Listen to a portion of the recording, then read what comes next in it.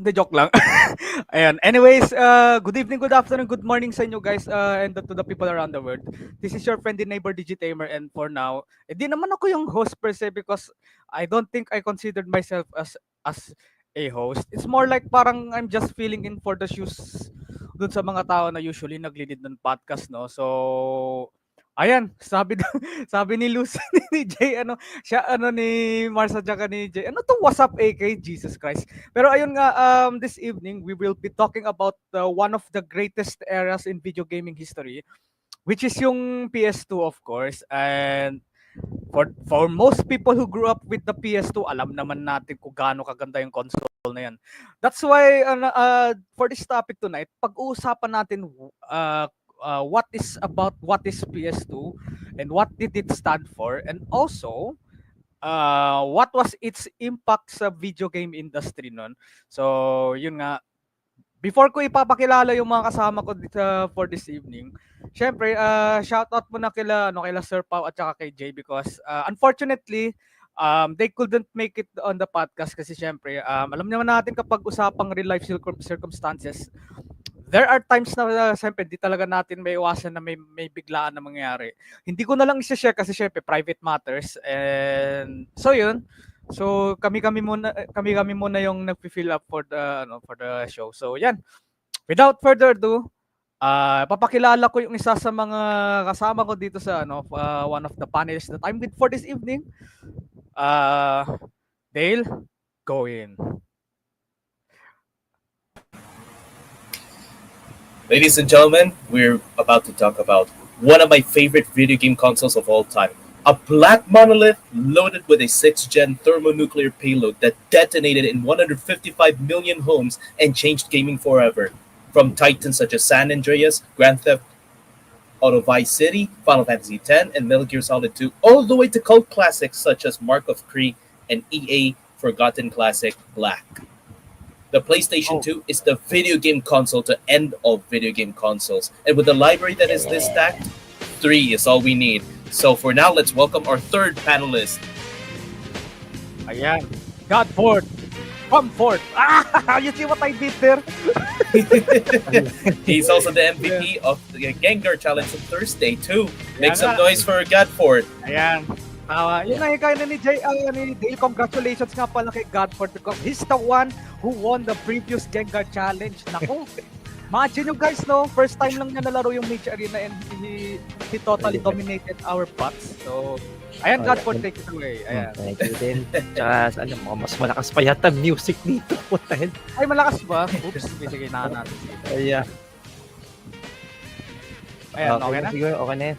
Alright, sige. Okay, what's up there, mga dudes? What's up there, mga dudes? Godford here, and we're gonna be discussing by far the greatest best-selling video game console of all time. The one that actually weaponized, that can potentially weaponize the nuclear weapon that might detonate the entire country of the PS2. And even if it's miniaturized form, ayun, no? Wow! Wait lang. this thing can actually weaponize even everything. And don't even miss this console. It even outsold, even still to this day, it still remains unsurpassed. And that's what we're gonna be discussing today's podcast. Alright. So, ay, okay na, no? Alright, sige. So, yan na nga,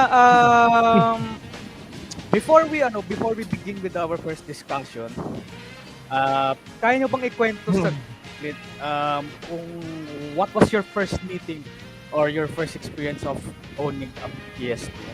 So yung sa rent, wag na natin yun. It's more like in the personal level. Like ano muna yung sige, share nyo muna yung story nyo on the first time you owned a PS2.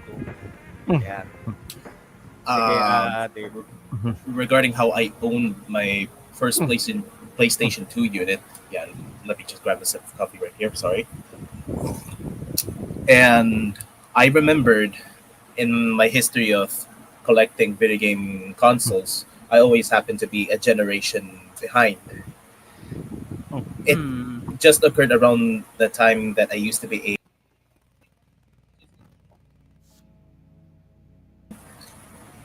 The PlayStation 2 was like the first ever console that I owned other than a measly PlayStation 1 unit. And I remember my first games that I owned with my PlayStation 2 being the spin-off to one of my favorite video games of all time, Final Fantasy VII, being Dirge of Cerberus. Accompanied with Dirge of Cerberus, I think it was TAC, the Great Juju Challenge. Uh, I don't suppose they might be launch titles. But yeah, that's how I remembered owning my first PlayStation 2. And I still have it. I still have it here. Let me just get the PlayStation 2 Slim model that I'm talking about right now. This Sige, over go here, ahead sila. is, Kukunin ko lang din this ang over akin. here is the PlayStation 2 Slim model, and I still consider this my favorite video game console of all time. Like there is no other video game console that packs the Air Force One energy this monolith exudes to this day. Not even the PlayStation 3, 4, or 5. I love the PlayStation 4, don't get me wrong. 3, there's something so nostalgic about that too, but nothing gives the impact that the PlayStation 2 had as a video game console. I don't know another console that has the same impact as the PlayStation 2. So, ano yung kwento sa'yo, Oth? What's your story? Alright, so ayan. So ano no, bago ko ano sa akin. It's kind of interesting that FF7 Dirge of Cerberus became one of your favorites. Bago natin i-continue yung sa tatanungin kita. What made you love the game? Kasi di ba alam mo naman yung di ba, you know the reputation that surrounds about. Kahit na ako actually kahit hindi ako big fan ng FF7, I thought Dirge of Cerberus was kind of decent. Ayan. Yeah, about what I think about Dirge of Cerberus as a game, there is something about that game that really pushed the PlayStation 2 to its technical limit. Like around that time, you thought that the PlayStation 2 could not produce graphics like that. Not even some PlayStation 3 or 4 or 5 games could produce graphics that could age well. The art direction of Square Enix was in full display when you played Dirge of Cerberus the first time. Yeah. It also exuded the one important aspect to why we love the 6th generation era of gaming. Its attitude. Its attitude, its edge, it's the sleekness of every art direction that each of the 6th generation era of video games exuded. A case in point, yung art direction ng Tekken 5. And that is still like one of my favorite fighting games of all time. Oh yeah, can't argue with that. Like I don't know, there's something about 6th generation era art direction that makes you wish video games still remain that good. Yeah, exactly. I could name countless games that have really nice art direction in the 6th generation era of gaming, such as another cult classic that I would like to mention. Special shout outs to Shin Megami Tensei Nocturne. That art direction is so impressive.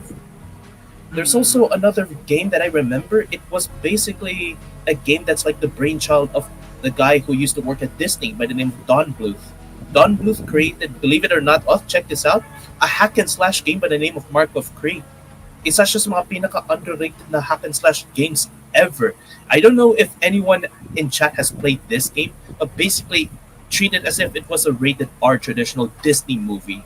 Like imagine imagine a Disney traditional 2D hand-drawn animated film, but it's rated R, and you see limbs getting detached. Decapitation is so common in this game. It's like one of the best hack and slash games ever. People would want to talk about how God of War and Devil May Cry are like the best hack and slash games. For my money, it's the underrated Mark of Cree. Yeah, exactly. Anyone can Google that game right now. Actually, pwede mo na rin if you want, Dale. So habang nagsasalita ako, you can actually search the game in either YouTube or tapos para kung gusto mong i-share sa mga viewers natin dito, or sa mga nanonood ngayon, we can show it for them. Ayan. So, Just give me a sige. second. Sige, ano ko muna. Sige, ano ko muna yung kwento ko while you're still, para maka-ano rin tayo ng konti. Right. Yeah. Okay. Ano mo lang, Dale. Sige. So, ayun, since na tinanong naman ako ni ni Dale, ito naman ang kwento ko. Seriously? Walang nagpapakita dito sa screen? Come on! Wait, patayin muna natin yung green screen. Jesus Christ. Ang ganda nung pinapakita ko sa screen, no? Hangin lang pala. I can't believe it. Oh my God. Dapat mag-manifest sana. Okay. Pero yeah. So, yeah, I still have the box of this bad boy. Although medyo tattered na siya and everything. So I met this thing around siguro nung mga pag-grade 3 pa lang ako around 2005. Yeah, so ito pa lang yung before na nag-start yung school year namin at that time sa Saudi. And for those who don't know, dati magka-schoolmate kami ni Dale. So, yeah. Pero ayun nga, this thing, my first time meeting with this thing was actually sa computeran. Although syempre at that time hindi ko pa gano'n na-appreciate ang PS2 nung bata pa ako masyado when I first saw it sa mga computer shops or sa mga rentahan ng mga PS2 dati. So yeah. So yun, may balik tayo doon sa part na when I first owned it. I think from what I remember nung bata pa ako. I guess dahil nakapasa ako sa grade 2 noon. Yeah, kasi there was a time when I had high grades at school nung mga elementary. So yun nga, one day, may pinakita yung nanay ko sa akin na parang box na So ito yung box na yun. So I was like, teka, PS2? Pero sinabihan ako na wag ko muna sabihin sa kuya ko at that time. So para surprise. So ayun nga, kinabukasan. Alam niyo yung tipong yung first time yung binuksan first time kayo nakakita ng bagong console or something. It felt like you were actually entering the new age of video games. Hindi yung dahil lang sa graphics, yung overall vibes talaga eh. So ito pa yung mga kasagsagan ng mga Y2K era or yung I think this was like around the mid 2000s na siguro nung when I first owned the PS2. By the way, shoutout nga pala kay Maui. Good evening sa iyo. So yung usapang PS2 tayo ngayon, no? Yeah, good evening sa iyo. Good evening nga pala sa mga tao diyan, ha. So ayun nga. Ay man. I can't forget the day na nabuksan ko tong box na to. First time condition when everything felt new tapos oh my God. It was like the best feeling ever kasi di ba kasi sa ngayon naman sabihin natin na-excite tayo sa PS5 na pero if we're talking about when technology was still advancing at that time, to own something like this back in the day, and the fact that it can play DVD movies, just go. How can you not get sold on that? So not only do you have a powerhouse of a gaming machine, you also have the ability to watch movies, not VCDs, DVDs. So dun pa lang, may impress ka nun and the fact that some people, I think sa US yata, they actually use this as an excuse sa mga parents nila so that they can just buy this console. So yeah, I think wait lang, pakita ko lang din yung pakita ko lang din yung slim ko nandito pa rin, although yeah, it's kinda na. Pero so yung slim ko naka-tape. Yeah, nakabalot yung slim ko. Parang hindi siya gaano madumihan. So, yeah. Ito siya. Ito yung slim ko. It's still around. Kaso, medyo may sira na yung cover nito eh. So I'm still glad that na na-preserve ko pa rin yung parang part of my gaming history na So yeah, yun lang naman sa akin. Long story short, it was a very exciting time to be alive. It was also an exciting time to be a gamer. So, ayun. Godford, now is your turn. Ayan, Godford, ikaw naman. What was your story about the first time you owned the PS2? How did it feel? And what impression did it give to you? Ayan. First time I actually owned the PS2 was actually the thick boy, the original thick one. Oh, the fat Yeah. one. Yes, it's the thick, Oh yeah, the the PlayStation 2 fat. yeah, the Yeah, thick the boy, original model. Yep. original classic model of thick boy, which is actually feels like you're actually playing on a DVD player, ish, something like that. But and I digress. The PlayStation 2 as a console, even in its original thick boy form, it's still more than capable of its own system load of like how many megabytes of RAM was that? 128. Am I correct? I think I might be right. Oh yeah, it's 128. And yet it can actually play so many great games, and some of them are actually slightly above its generation, or which is before the time of PS3, at least a merely 128 megabytes of RAM, and can still potentially Yeah. do some of the games that can actually was supposed to be released as the next generation, aka PS3 ones, but I think it was actually much more of a compressed form, which explains a bit about frame rates. But I had to applaud the PS3 for its graphical prowess, especially in that some of the particular games that I have to mention, the video game, and it's also available on the original Xbox as well.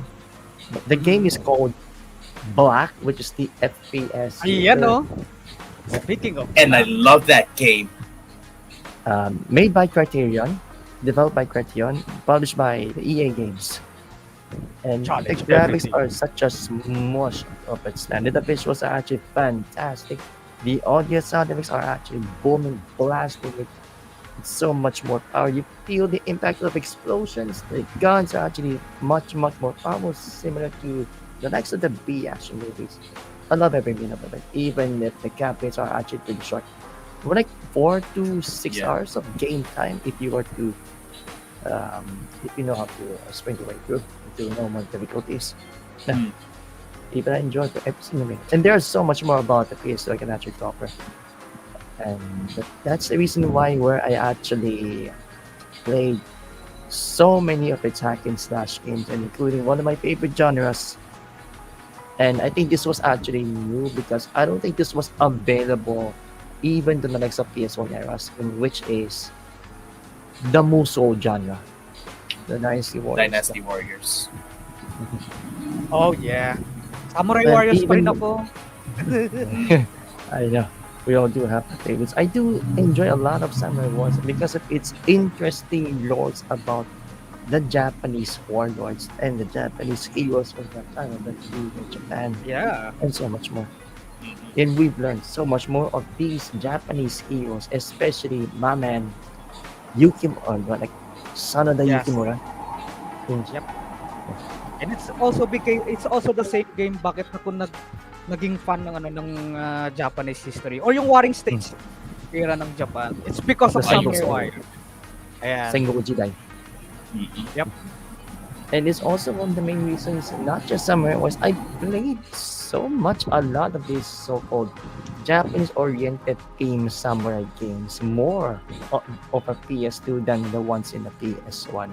And I think maybe it's because of its unique aesthetics about the graphics, the fluidity design of Oh, yeah. how the Japanese housing designs, the environmental designs for the fields, they were so much really well made and well done in a much more beautiful way, beautifully made. In the resolution of 480i, yes, 480i. Do not be Ay, mistaken yeah, about yeah, yeah. Tama. 480p. Mind you, 480i is from the likes of the CRT televisions can only be accessed to.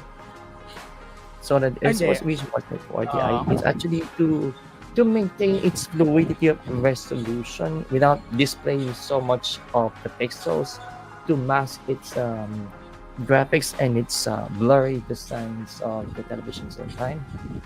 Mm. And that's the difference between 40i and 480p, which is a Yeah. very wonderful magic in a time. And it's also, I believe, it was one of the No, I think the PS1 games, some of the PS1 games can actually run at 60 frames or close to 60 frames per second, if I remember. Yeah, mga ano lang, there were few ano PS1 games that actually Mm. supported Mm. 60 FPS natively, naming Bloody Roar. Yan talaga, Bloody Roar supported Yun, Mhm. Bloody Roar. 60 FPS. Yeah. Oo. It was actually noted. I think it So, was during the ayun. early technologies of a time. But more of a PS2's earliest life cycle was I've seen a lot of the launch games running at the fluid 60 frames per second in a much more early titles, and even some of the early timelines as well. But we can see as technology and as games progresses during the mid of a lifetime cycle of the original PS2 or the PS2 in general, we've seen so many great games, and there is lots and lots, bunch of several thousands of PS2 games in the entire library. There is way more JRPGs, way more hack and slash and action games, more than anything we can actually account for. And that includes one of the foundation IPs that Capcom has ever made of its time, Devil May Cry. The first Devil May Cry game launched on the PS2. And I think it was 2000. Godford, I think wait lang Godford. Yeah, Sorry, sorry. you're getting Yeah. carried away. I'm gonna have to cut your short kasi medyo Yeah. you're jumping a little bit sa ano kasi Sorry, my bad. I got Ah, more scared. yeah. Sige. Sensya na, mention I have to cut you kasi wala pa tayo dun sa part na yun ng ano ng discussion. So, ayan. So, anyways, since na naano ko na rin na since na naano ko na rin, natanong ko na rin yung mga personal experience ng mga tao dito. Before we proceed, babasahin ko lang muna yung mga ano, yung mga ibang comments dito ng mga tao na Sige, na basahin natin yung start Twitch natin. messages after you. Ayan. So, itong sinasabi ni Dandice, to be honest, walay akong PS2 nung during high school. Pero nakikilaro na lang ako sa labas. And yung mga games na nilaro ko, Tekken 5, WWE SmackDown is Raw, and Naruto Ultimate Ninja series. Oh, that's nice kasi, yeah, I grew up with most of those things as well. Pero, speaking of Naruto, ang nalaro ko lang siguro talaga the most is yung isang Naruto Shippuden, Naruto Ultimate Axel or something. And then, Yeah, I think it's Naruto Ultimate. yeah. Meron pa yung isa yung Naruto Ultimate Hero, pero Japanese release lang siya at that time. So, yeah, it sucks. I think yung arc yata na kino-cover nun is yung ano, yung umatake yung ano, yung Sand Village sa Konoha at the time. So, yeah. So, ito naman sinabi ni Comrade Oleg. Shoutout po pala kay Comrade Oleg sa FB site. So, Hello, Comrade Ole. Kamusta kayo dyan? ayan ko dito. Comrade. Yeah. Ayan. PS2 GPU the GOAT. Oo, siguro kasi ano for those who don't know, si PS2 kasi at that time, meron siyang tinatawag na ano yung Emotion Engine or EE to be exact. And if I remember correctly, kung pag-uusapan natin ng mga consoles, si PS2 talaga yung unang ano, yung isa sa mga unang consoles talaga na gumawa ng face track. O parang sila yung isa sa mga nag-pioneer yun. Pag-uusapan natin sa 6th generation. So, mamaya na natin yan. So, We will get there. Ito, sinabi pa ni Dandice, I think tuloy yata ito sa sinabi niya kanina. However, binili ko na ang PS2 Slim last 2 years sa RTCP mini event. At yes, sobrang ganda ng library. Para sa akin lang not only does it have one of the does it have a good library. Para sa akin lang, I think the PS2 had the best gaming library sa lahat ng mga consoles sa mga dumating. Yeah. Para sa akin si PS2 talaga yung may best, or should I say the most memorable game library of all time. Oh, siguro mag-iiba siguro sa mga ano ng mga tao. My But experience. yeah. Kasi ito pa. Advent of 3D animation is like renaissance of art directors. What do you guys think about this? Ako mag-agree ako dito. Ayan. Sige, Dale. So, if I were to give my personal opinion about this, I will have to agree kay Comrade Oleg dito kasi this is actually the time na parang the creativity of every art director out there who's responsible for every art direction in the video games that you used to play back in the 6th generation. talagang they're starting to innovate a bit. They want to find a way to make sure that their art direction remains fresh, especially considering na pumapalit na yung mga times ng sixth generation ng video games, no? And pansinin mo like case in point yung art direction ng ano. For example, you've got games such as si Kingdom Hearts, which was actually yung parang brainchild ni someone correct me on this one. I think si Tetsuya Nomura yung responsable sa creation ng Kingdom Hearts. They wanted to find a way to make sure that the art direction of Final Fantasy still remains kind of fresh. So ang Si ginawa ano, nila, si Nomura. Yeah. oo, tama. Yeah, so I got that one right. Oh, So ang ginawa nila, they probably studied a lot of Disney films para magkaroon sila ng parang unique spin sa ano, sa what audiences think Square Enix games are about. And there you go. That's Yeah. a case study on how to keep your art direction fresh sa sixth generation. Ayan. Again, So sa'yo, God, good plus time, di ba? Sige. Ayun, goods na, Dale. Goods. Okay na? Okay na ba? Sige, sige, Godford. Ikaw, what do you think about this sa sinabi ni ano dito ni Comrade? Para sa'yo. the advent of the 3D animation is like a renaissance of art directions. I think it's about where the art directors actually had a lot. I think this is the time, the era where the art directors can be fully capable of designing their own ideas of how they want to design their environments and the thematics of the game.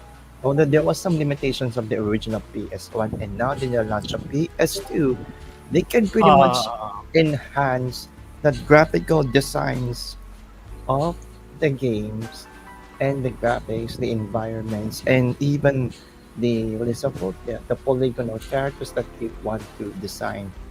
Enhance it even further, making some of the polygons of the characters, each character to be in a much higher quality detail at the time, but still limited. That's until the next generation, which is the PS3.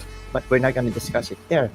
But even on the PS2 alone, can someone have animated their own mouths, their eyes, their lips?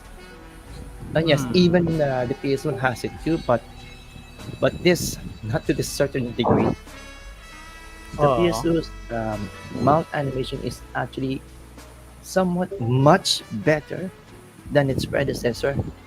I actually can applaud that. In addition, adding to the fluidity of the animations, and yes, they made motion captures of these characters to be much better compared to what it was before, which is the ones in the likes of the PS1. But they actually managed to capture the fluidity of the animations of each character through the help of motion capture to be much better, and that's so much more in its gameplay. And they have to make so much more in terms of much, and which is the art design of these characters had to come up with the cost, more ideas to be implemented on that console that can actually add some of its value, which means that can potentially contributes the price of the game. Ayan. So that was a good explanation, both of you. You know what's great about this? So habang tinitignan ko yung flow natin, no, it's habang binabasa na natin yung comments, the fact that we're actually talking about the na agad, yung kung ano na yung naging leap from the PS1 to PS2. It's actually it actually is nice kasi parang nakikill birds, nakikilling two birds with one stone na tayo dito. So, ayun. So tayo sa dito naman kay franchise. Basta PS2 ang pinag-uusapan, automatic lumalabas sa isipan ko FFX. Yan first game na nakita ko sa PS2 rentahan sa amin dati. Ayun. Ayan, tama 10. yan. Ayan, nasagot mo na agad yung nasagot mo na agad yung tanong na Sige, while we're on this topic, tatanungin ko kayo with just simple answer. what was the very first game na sinalpak niyo sa PS2 nyo? Dirge of Cerberus. There's a Cerberus talaga. Yeah, talagang Dirge of Cerberus ako. Yeah, that was the Ah. first PlayStation 2 game that I did ever play. Sa'yo, Godford, what was your first game? Kung My naalala very mo ba? first game was actually the one that actually made me fell in love with the PS2. Not just by graphics, but also its overall gameplay and its design. The very first PS2 game that I actually used after I bought it was actually the game that I think it was pretty much. Do you know what I actually love about the Japanese games, especially the samurai ones? Ayan, Samurai The Warriors. first game So, that oo. it's not that, no. The first game that I actually enjoy that simulates the overall training of how to become a samurai.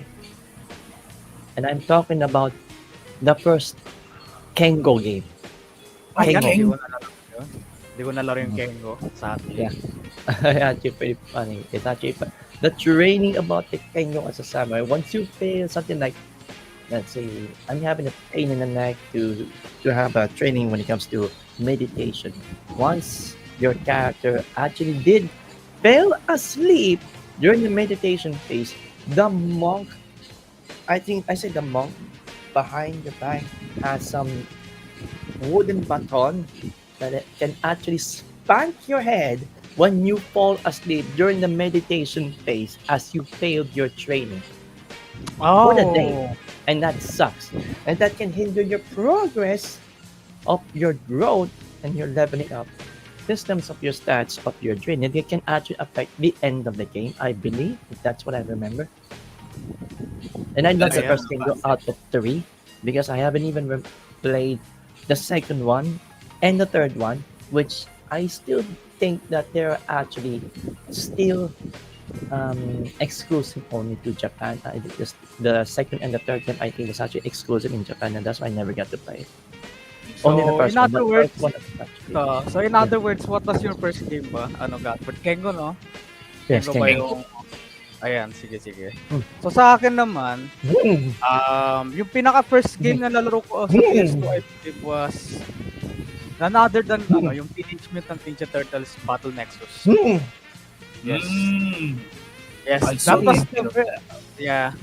Either Teenage Mutant Ninja Turtles Battle Nexus or Tekken 4 yung pinakauna kong nasalpak sa PS2 ko at that time. So, ayan. So, ayan, nasagot na natin yung and then, ito ba? Ito, sabi naman ni Yehe dito, never ako nagka-PS2 console, pero may funny moment kami dito. Yung kauna-unahang PC namin, tapos kuya ko bumili ng PS2 game na Final Fantasy X. Kasi may napili siyang CD na may fake PS2 emo. That Oh, time God. wala pa yung mga emo nun. Kaya fake pa yung mga Just Only UI na I think alam ko kung anong MU yung tinutukoy ni Yehe. Oh no, another scam story. I think hindi naman sa scam siya kasi kung pag-uusapan natin yung PS2 emulation, we need to go all the way back to 2000 but that's for another time kasi I think yung tinutukoy ni Yehe na to na MU that's actually lost in the web na. Hindi na talaga natuloy yung development nun. I think alam ko yan. Sige, move tayo dito kay kay Looney naman. Kay Reynald. Shoutout nga pala kay kay Reynald at saka kay Lucifer. Ayan. Question. Do you think the PS2 would have seen the same success it had when if it came first instead of the PS1? Having the specs it had when it released. Wait lang. Do you think the PS2 would have seen the same success it had if it came first instead of the PS1 having the same spec? Siguro siguro ang mangyayari kasi nito, there would be complications within the fandom of different consoles. Kasi parang na yun alam mo yung parang imbis na sundan mo yung current flow ng technology or trends at that time, masyado kang nagmadali. Kasi tignan nyo, ang ibibigay ko na example at that time was Dreamcast. Di ba si Ayun. Dreamcast ang mas nauna sa PS2 at saka sa GameCube? Ay, Tingin nyo, tama. why do you think it failed well? I don't think it's just because of its somewhat kind of mediocre na library. Sorry kung ma-offend ko yung ibang fans ng Dreamcast, pero to me, medyo mediocre kasi yung ng Dreamcast eh. So I Mga think arcade that ports that so the fact na nag-flop si Dreamcast at that time just goes to show na hindi lang puro graphics yung tinitignan ng mga tao at that time.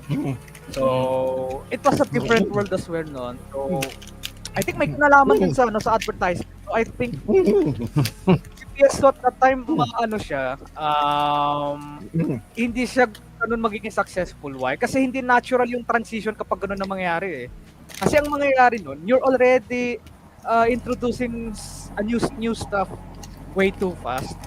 So it's like at saka imagine mo kung gaano siguro kamahal ang PS2 kung na-release siya during yung time ng nung 5th generation, di ba? So syempre, so madalas kasi ang tinitignan din ng mga tao when it comes to console is price.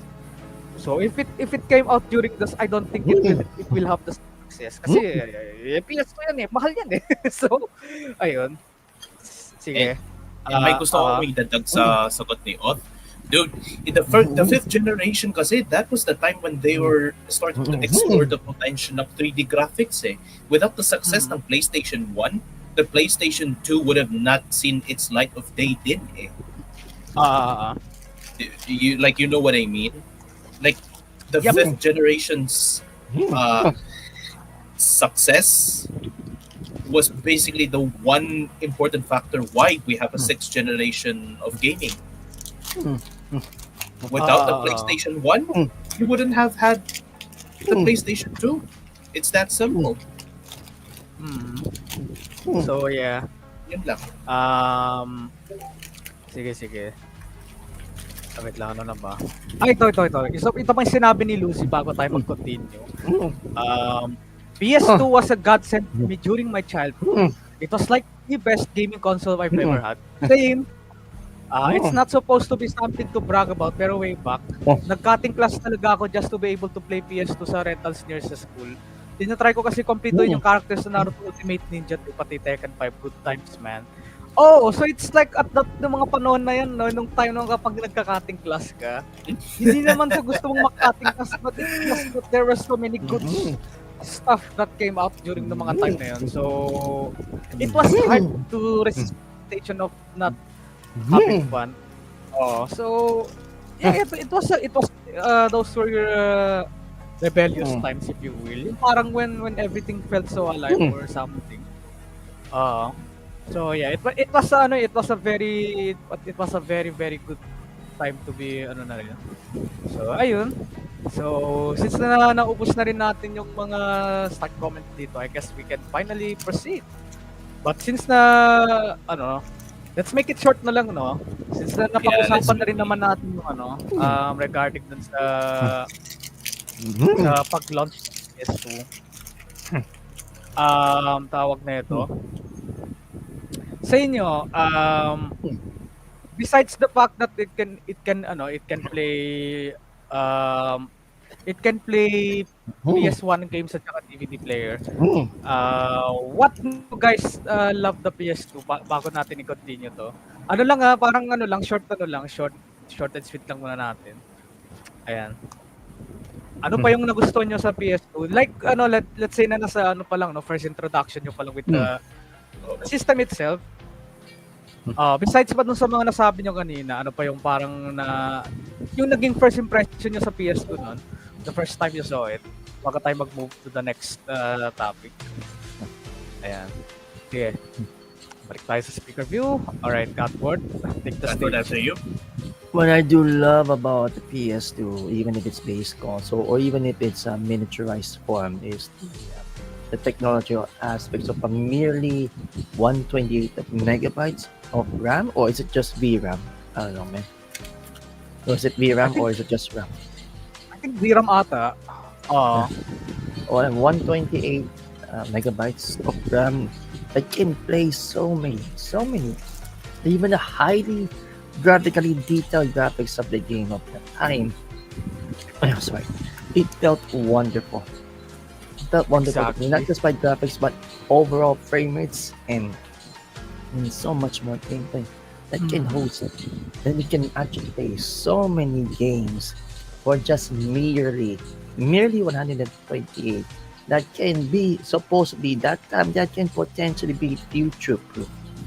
At the Oh time, it was yeah. considered to be future proof. And that Mm. is why that the PS2 in its time frame, even if it's lesser technological standard, it still stood the test of time, outselling even the likes of PS3. I believe that's until like when it's actually stopped releasing the PS2 or manufacturing the console. I think it was about until 2020, 2011 or is it 2012 or 2013? I don't know.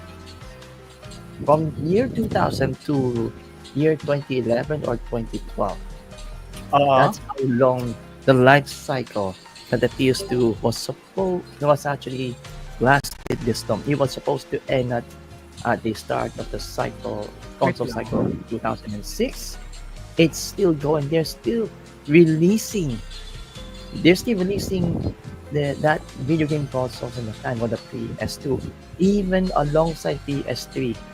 And there was actually a PS2 version of those PS3 games, like Mm. Mercenaries 2, the PS2 version, which was supposed to be the next gen game, only available on PS3 and Xbox 360. But the Okay. PS2 is the one version I have played. That the graphics are Mm. similar to Mercenaries 1. All But if right, I all were right, to all right. play the next Yeah, gen, yeah, we get it. it's a next gen console. It's a completely different story. Alright, sige, sige. But there's so much Okay, more ano we is can discuss ano, with other things. ano nag-cut wait lang, let me cut you there. I know that you want to share a lot of stuff, pero let's save it for later kasi ang tinatanong ko lang kasi sa inyo, is what else did you love about the PS2 besides the fact na ano, yung nasabi natin kanina? Kaya sinabi ko short and sweet muna natin 'to, ah. So, Oh yeah, sorry, sige, sorry. Dale, ikaw naman. Why do I love the PlayStation 2 as a video game console? Because it had every entry in the library destroy all criticisms and expectations. You have no idea whether the game's going to be good or not. But if you're gonna play it, the PlayStation 2 always has an entry in your library that's going to be worthy in your collection. Yeah, I mean, why in the beginning of the podcast I mentioned about titles such as Final Fantasy X and the rest, diba? Yeah, You've also ayan. got something like I said, yung kanina, yung sa Dirge of Cerberus. That's like a game that he did not expect that I would personally enjoy. It's a mixed bag, I won't deny it, but I still enjoyed the game nonetheless dahil kasi sa art direction niya and yung lore. And another game that, believe it or not, I experienced this Okay. game just like si Godford, Black. Black is like another game that never fails to deliver, and it over delivered in a good way. Ah, ah, ah, ah. Like I'll try my best to keep it short and sweet. Pero remember the first time you opened the first stage ng Black, when you hear every Ah. sound ng mga baril doon, parang akala mo you're not playing a game. It sounds like Yeah, something yeah. like you listen to sa isang sinehan. Di ba? Sobrang timeless ng sound design nun. Like you're not listening to a gun, you're listening to cannons being shot. Ah, I yeah. think that's how impactful the sound design of every sixth generation era of gaming is. Case study doon si Black. Ah. Yung sa Final Fantasy X naman, yung kagaya ng sinabi ni Lucy, wow, that's like art direction at its best. Kingdom Hearts, another game that's Ah. very worthy of its Mhm. praises. I could Okay. go on and on. It's basically a console that never fails to deliver and it shatters all expectations. That's why I love the PlayStation 2. Yeah. Oh, take it away. What about you? Sa akin wala na akong masyado dadagdag doon sa sinabi ni Dale, pero yeah, that's true. Para I think ano isa sa yan, no, bago tayo mag-move sa next. Para sa akin, the reason why the PS2 is still very beloved to this day. It's not about how it also carried itself, but also the franchise the franchises that it carried. Yung mga IPs na binitbit ni PS2 at that time. Alam ko may mga may mga Xbox, may mga Wii or GameCube versions din siya at that time. But And I can understand why. oh, si PS2 talaga, I mean, they had what we call the emotion engine eh. It's because of that thing, maraming naging possibility si PS2. But at the same time, it also got tricky to develop games. Yeah, alam ko pa mga developers at that time, medyo nahirapan sila at first dahil doon sa emotion engine. So, sakto-sakto, since we're now talking about yung mga binibit-bit na mga IPs na kay PS2 at the time, dito na tayo sa Here we next go. segment natin, which is an unmatched game library. Ayan. So, pag-uusapan natin dito yung landmark hits, genre-defining sports and racing, quirky gems, new IPs and franchise growth, and kung paano na na-balance yung AAA, weird, and experimental games.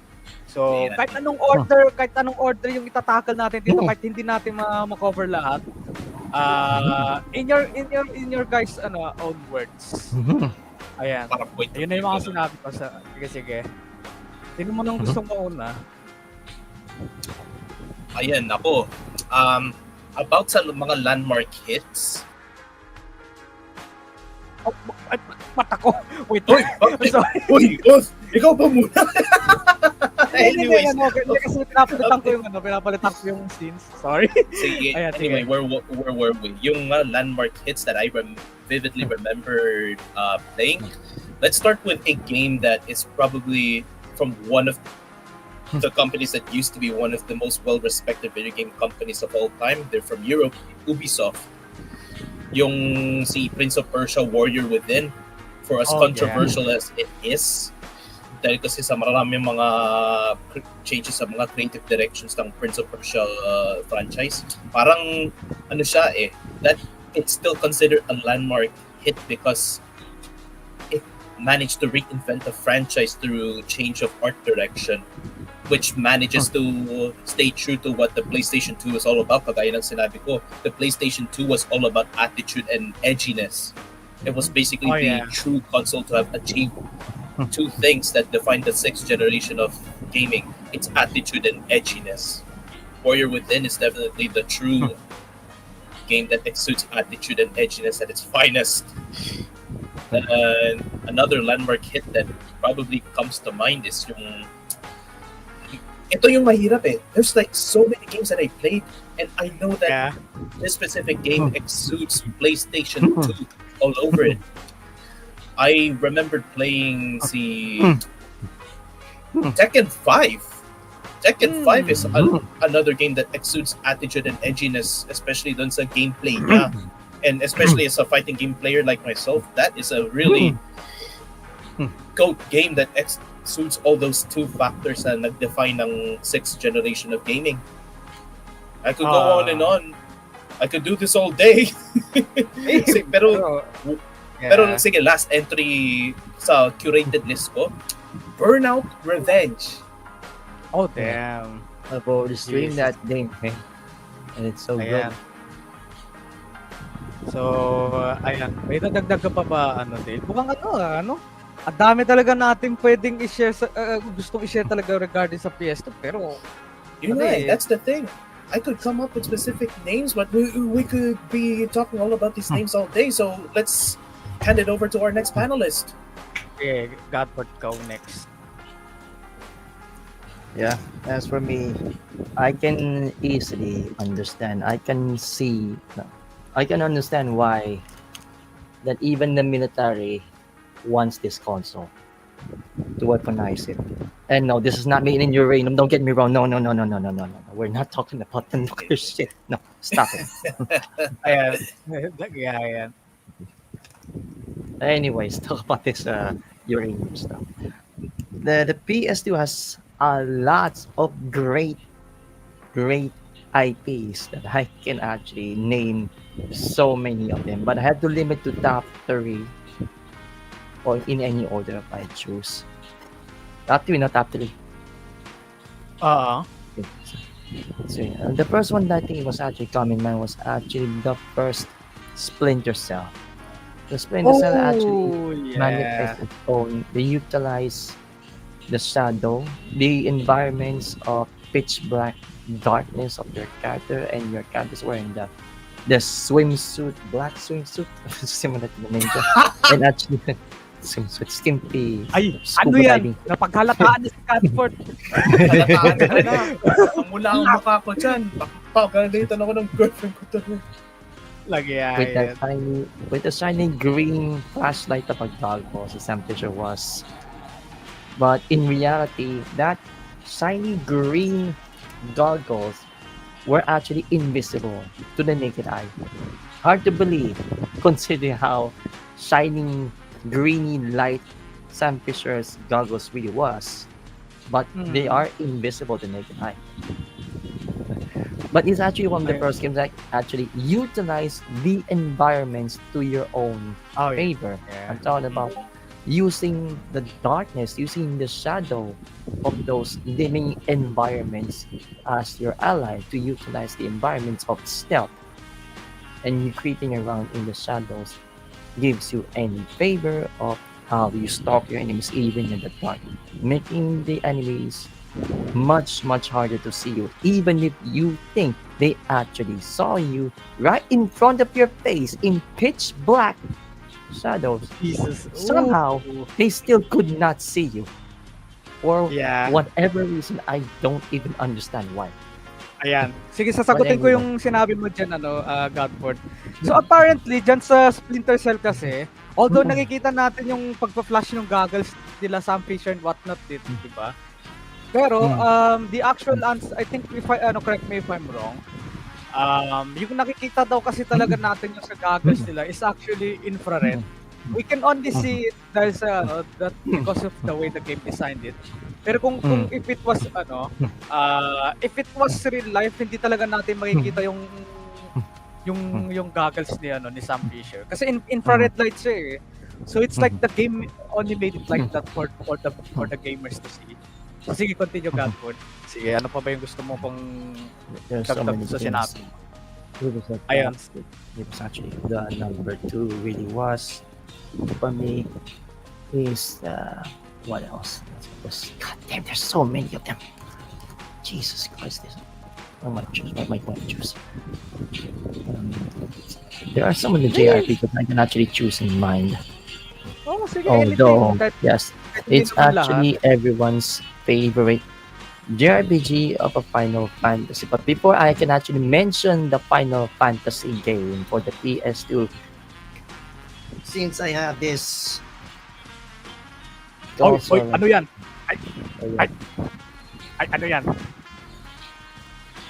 I'm not going to mention this in the top of the list, but yeah, it was still stuck in this console for so long after I clean it and I discover where I found it. Wait, anong game yan? Let me see. Wow, this is like the first time they have picked it. Oh my God, Wow. FF12! Dude, The Okay. original FF12, the base Yeah. FF12 in its US version. The one that doesn't have the so-called whatever system it was before implemented in the PC by Steam version that was only exclusive in Japan. But no, this is the US version of FF12. Although it may feel bland on some of the times when it comes to how you actually roam around in the open world, like you're playing an MMORPG, but you're not. It was actually vast. It felt very vast and open. And when the combat starts, it felt very sluggish. But it was actually intended by design. I know even what comes up in their mind. But even in spite of whatever you see in the world of Ivalice, yes, this game actually took place alongside the universe of the Final Fantasy what? Tactics. Hindi, meron pa isa, hindi lang FF Tactics yun, yung Vagrant Story. Yan. Yes, the Vagrant Story as well. It also took place in the future of Ivalice timeline as well. But that's gonna be a different kind of topic in the story from that time. Ayan, And so, number 3 I have yet to mention is also an action platformer.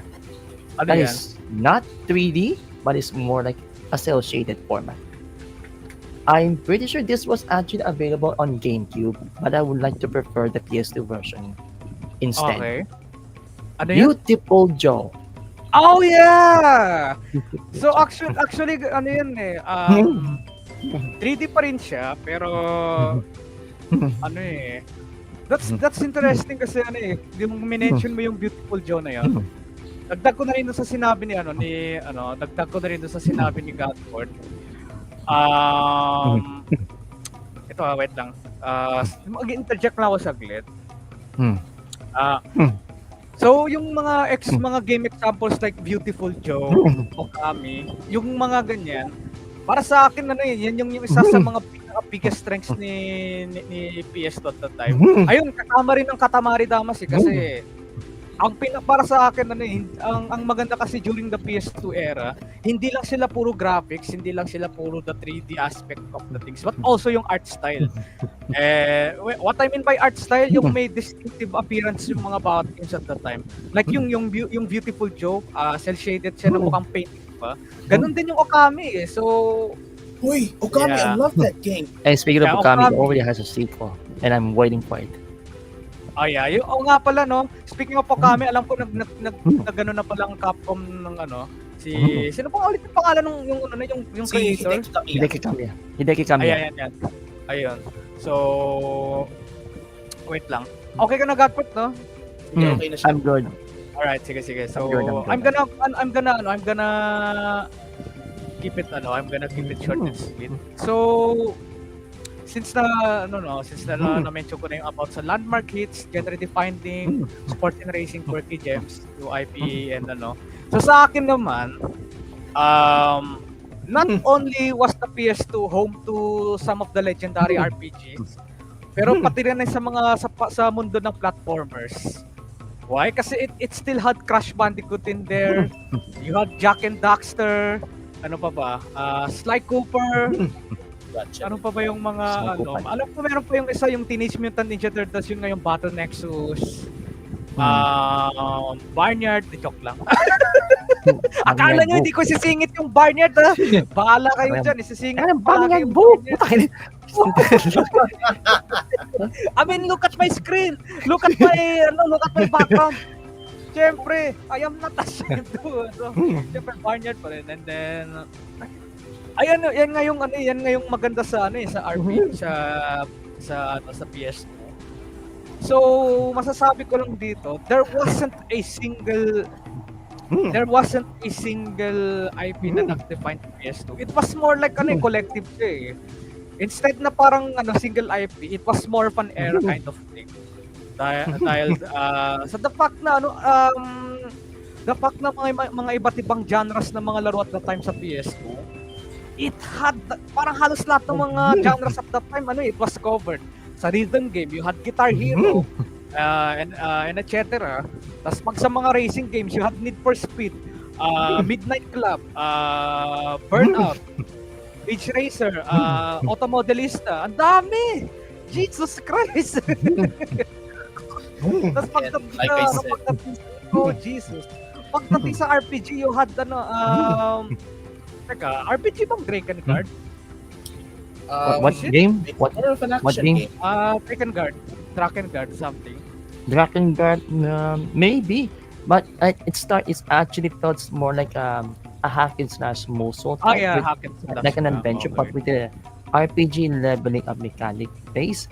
But it felt more like you're playing a combination of a Musou genre alongside with the Panzer Dragoon segments. Oh yeah. Because you get to ride a dragon.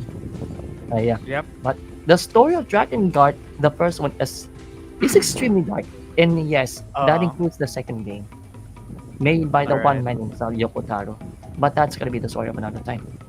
Ayan, sige. Ano pa ba? Marami. Napakarami talaga mga iconic din na mga JRPGs. Yung Radiata Stories, ano pa ba? Tales of Symphonia. Ayun yung Tales of Symphonia, Tales of the Abyss, Tales of Mythology. Ewan ko kung meron sa PS2 nung dati. Tapos, Hack and Geo, yung hack series, Dot Hack. The Dot Hack series, the original one. Dot Hack. Oo. That hack, We're not tapos talking that about hack the in Geo. GU. Yeah. Ano pa ba? Ayan, Final Fantasy, Shadow Hearts. Jesus Shadow Christ, Hearts ang dami Trilogy. ko. Oh my God, ang dami kong nakalimutan na mga ano. But the fact na ano, ang dami kong nakalimutan just goes to show you na parang napaka ano na The ni Ratchet and ano Clank series. ni PS2 talaga. It's in its own class pa eh. Tapos ito pa, action adventure, GTA San Andreas. Tapos meron pang ano, Devil May Cry. Jesus Christ, so much Yun nga name That's way too many. that's the thing eh. Kung pwede lang sana 10-hour podcast to or 3 or more than 4 hours or Kaya something. nga eh. It will take Putik yan. several hours. Oh, it will But take that- even days. Pag i-cover natin yung mga ano ng PS2. Yeah. But yeah. Buong library. Okay, sige. Short and sweet ko ulit. So yun nga, after all of the points na sinabi ng mga panelists dito, ikukumpul ko na yan sa isang ano para pag-move na tayo doon sa next one. Kasi halos na mention na rin naman natin kung ano yung dinala ni PS2 talaga sa to the plate eh. So, Pero kasi the down oh. So to summarize it dito sa current topic, si PS2 talaga para siya yung isang bagay na hindi mo talagang kakasawain eh at that time. Kasi kung kahit anong genre yung hanapin mo, there was a game for that. So, man, I'm not sure if we're gonna see another PS2 in our lifetime again. Kasi Well, So, sort yes. of. I think there was, but in a different brand. If you want to mention about the huge amount of library since the PS2 era, but it's not that big. Although I thought it was supposed to surpass it, but no. And I don't want to talk about it. Like, can I mention it right now? It's actually Nintendo Switch. si Nintendo, actually, fun fact, si Nintendo Switch, I think, medyo malapit na siya dun sa ano ni PS2 eh. Pero syempre, si PS2 pa rin still remains as the most sold, Kaya So, nga. ayan. So, ikukumpul ko lang yung sa sinabi nila, no? The fact that they were able to combine multiple elements. Ito rin yung maganda sa mga PS2 games at that time. It's not, sometimes nagko-crossover yung mga genres ng mga games at that time. Like, akala mo, let's say na, akala mo sa, teka, ano pa may mga games? Yung sa Tekken 5, akala mo, seryoso lang siya, fighting game lang. Pero may comedy din pala, if you know what I mean. Tapos, and we had games like The Simpsons 10 Run. Cartoony siya, pero nandun pa rin yung GTA, yung GTA game style. Tapos we had Bully. Ayan, who remembers Bully? Yeah, me. I played Bully. That's like a very, very beloved franchise doon sa ano. So, my story with Bully goes way back noong tumatambay ako doon sa mga videohan doon sa amin sa Kabanatuan. And when I played it, I thought it was a very unique game. Like, who would have thought that Rockstar is gonna make something like that? Kaya nga eh, no? As I said, the one thing that the PlayStation had is that it had a game that will always subvert the expectations and criticisms of the people who are gamers who are expecting something. And when they play something, they're gonna be blown away. That's why I love the PlayStation 2. It always has something for everyone, and it always has a game that will blow the expectations of a specific gamer in mind. Bully is one of them. Yeah. Tapos and we had games like Tony Hawk's Pro Skater din. Alam niyo yung tipong not only was PS2 enhancing the gamer's experience, at the same time it was also reeling in casuals or people who were not even gamers in the first place who first watch DVDs pero eventually maglalaro din ng games. So yeah, the PS2 was something special talaga. It had games for every genre. At kung ano yung gustong malaro ng mga tao if ever. So, ayan. So to summarize it all, ilang beses ko na sinasabi to summarize it. Kasi every time na sinasabi ko to summarize, bigla tayo may nadadagdag. That just goes to show. It's just inevitable. That's how the console is. That's the thing about the PS2. Grabe. It's the console that transcends time. Even future itself. My God. Oh man. But yeah, yung nga, I think nasabi ko na rin naman kung paano nila nagawa yung pagko-crossover ng mga multiple genres sa mga games. Pero sa akin, ang pinaka-importante talaga na naging aspect ni PS2 at that time, bago tayo mag-move, no, is yung sound design. The sound and art design. Yan. Yan talaga. Yan talaga. We were just talking about this a while ago with Black. And boy, we got a lot to talk about with sound design. Oh man. But, ayan. So, ayan, dito naman tayo sa next segment natin is PS2s around the world. Ayan. So, dito The na natin global mapapag-usapan. impact. Yes.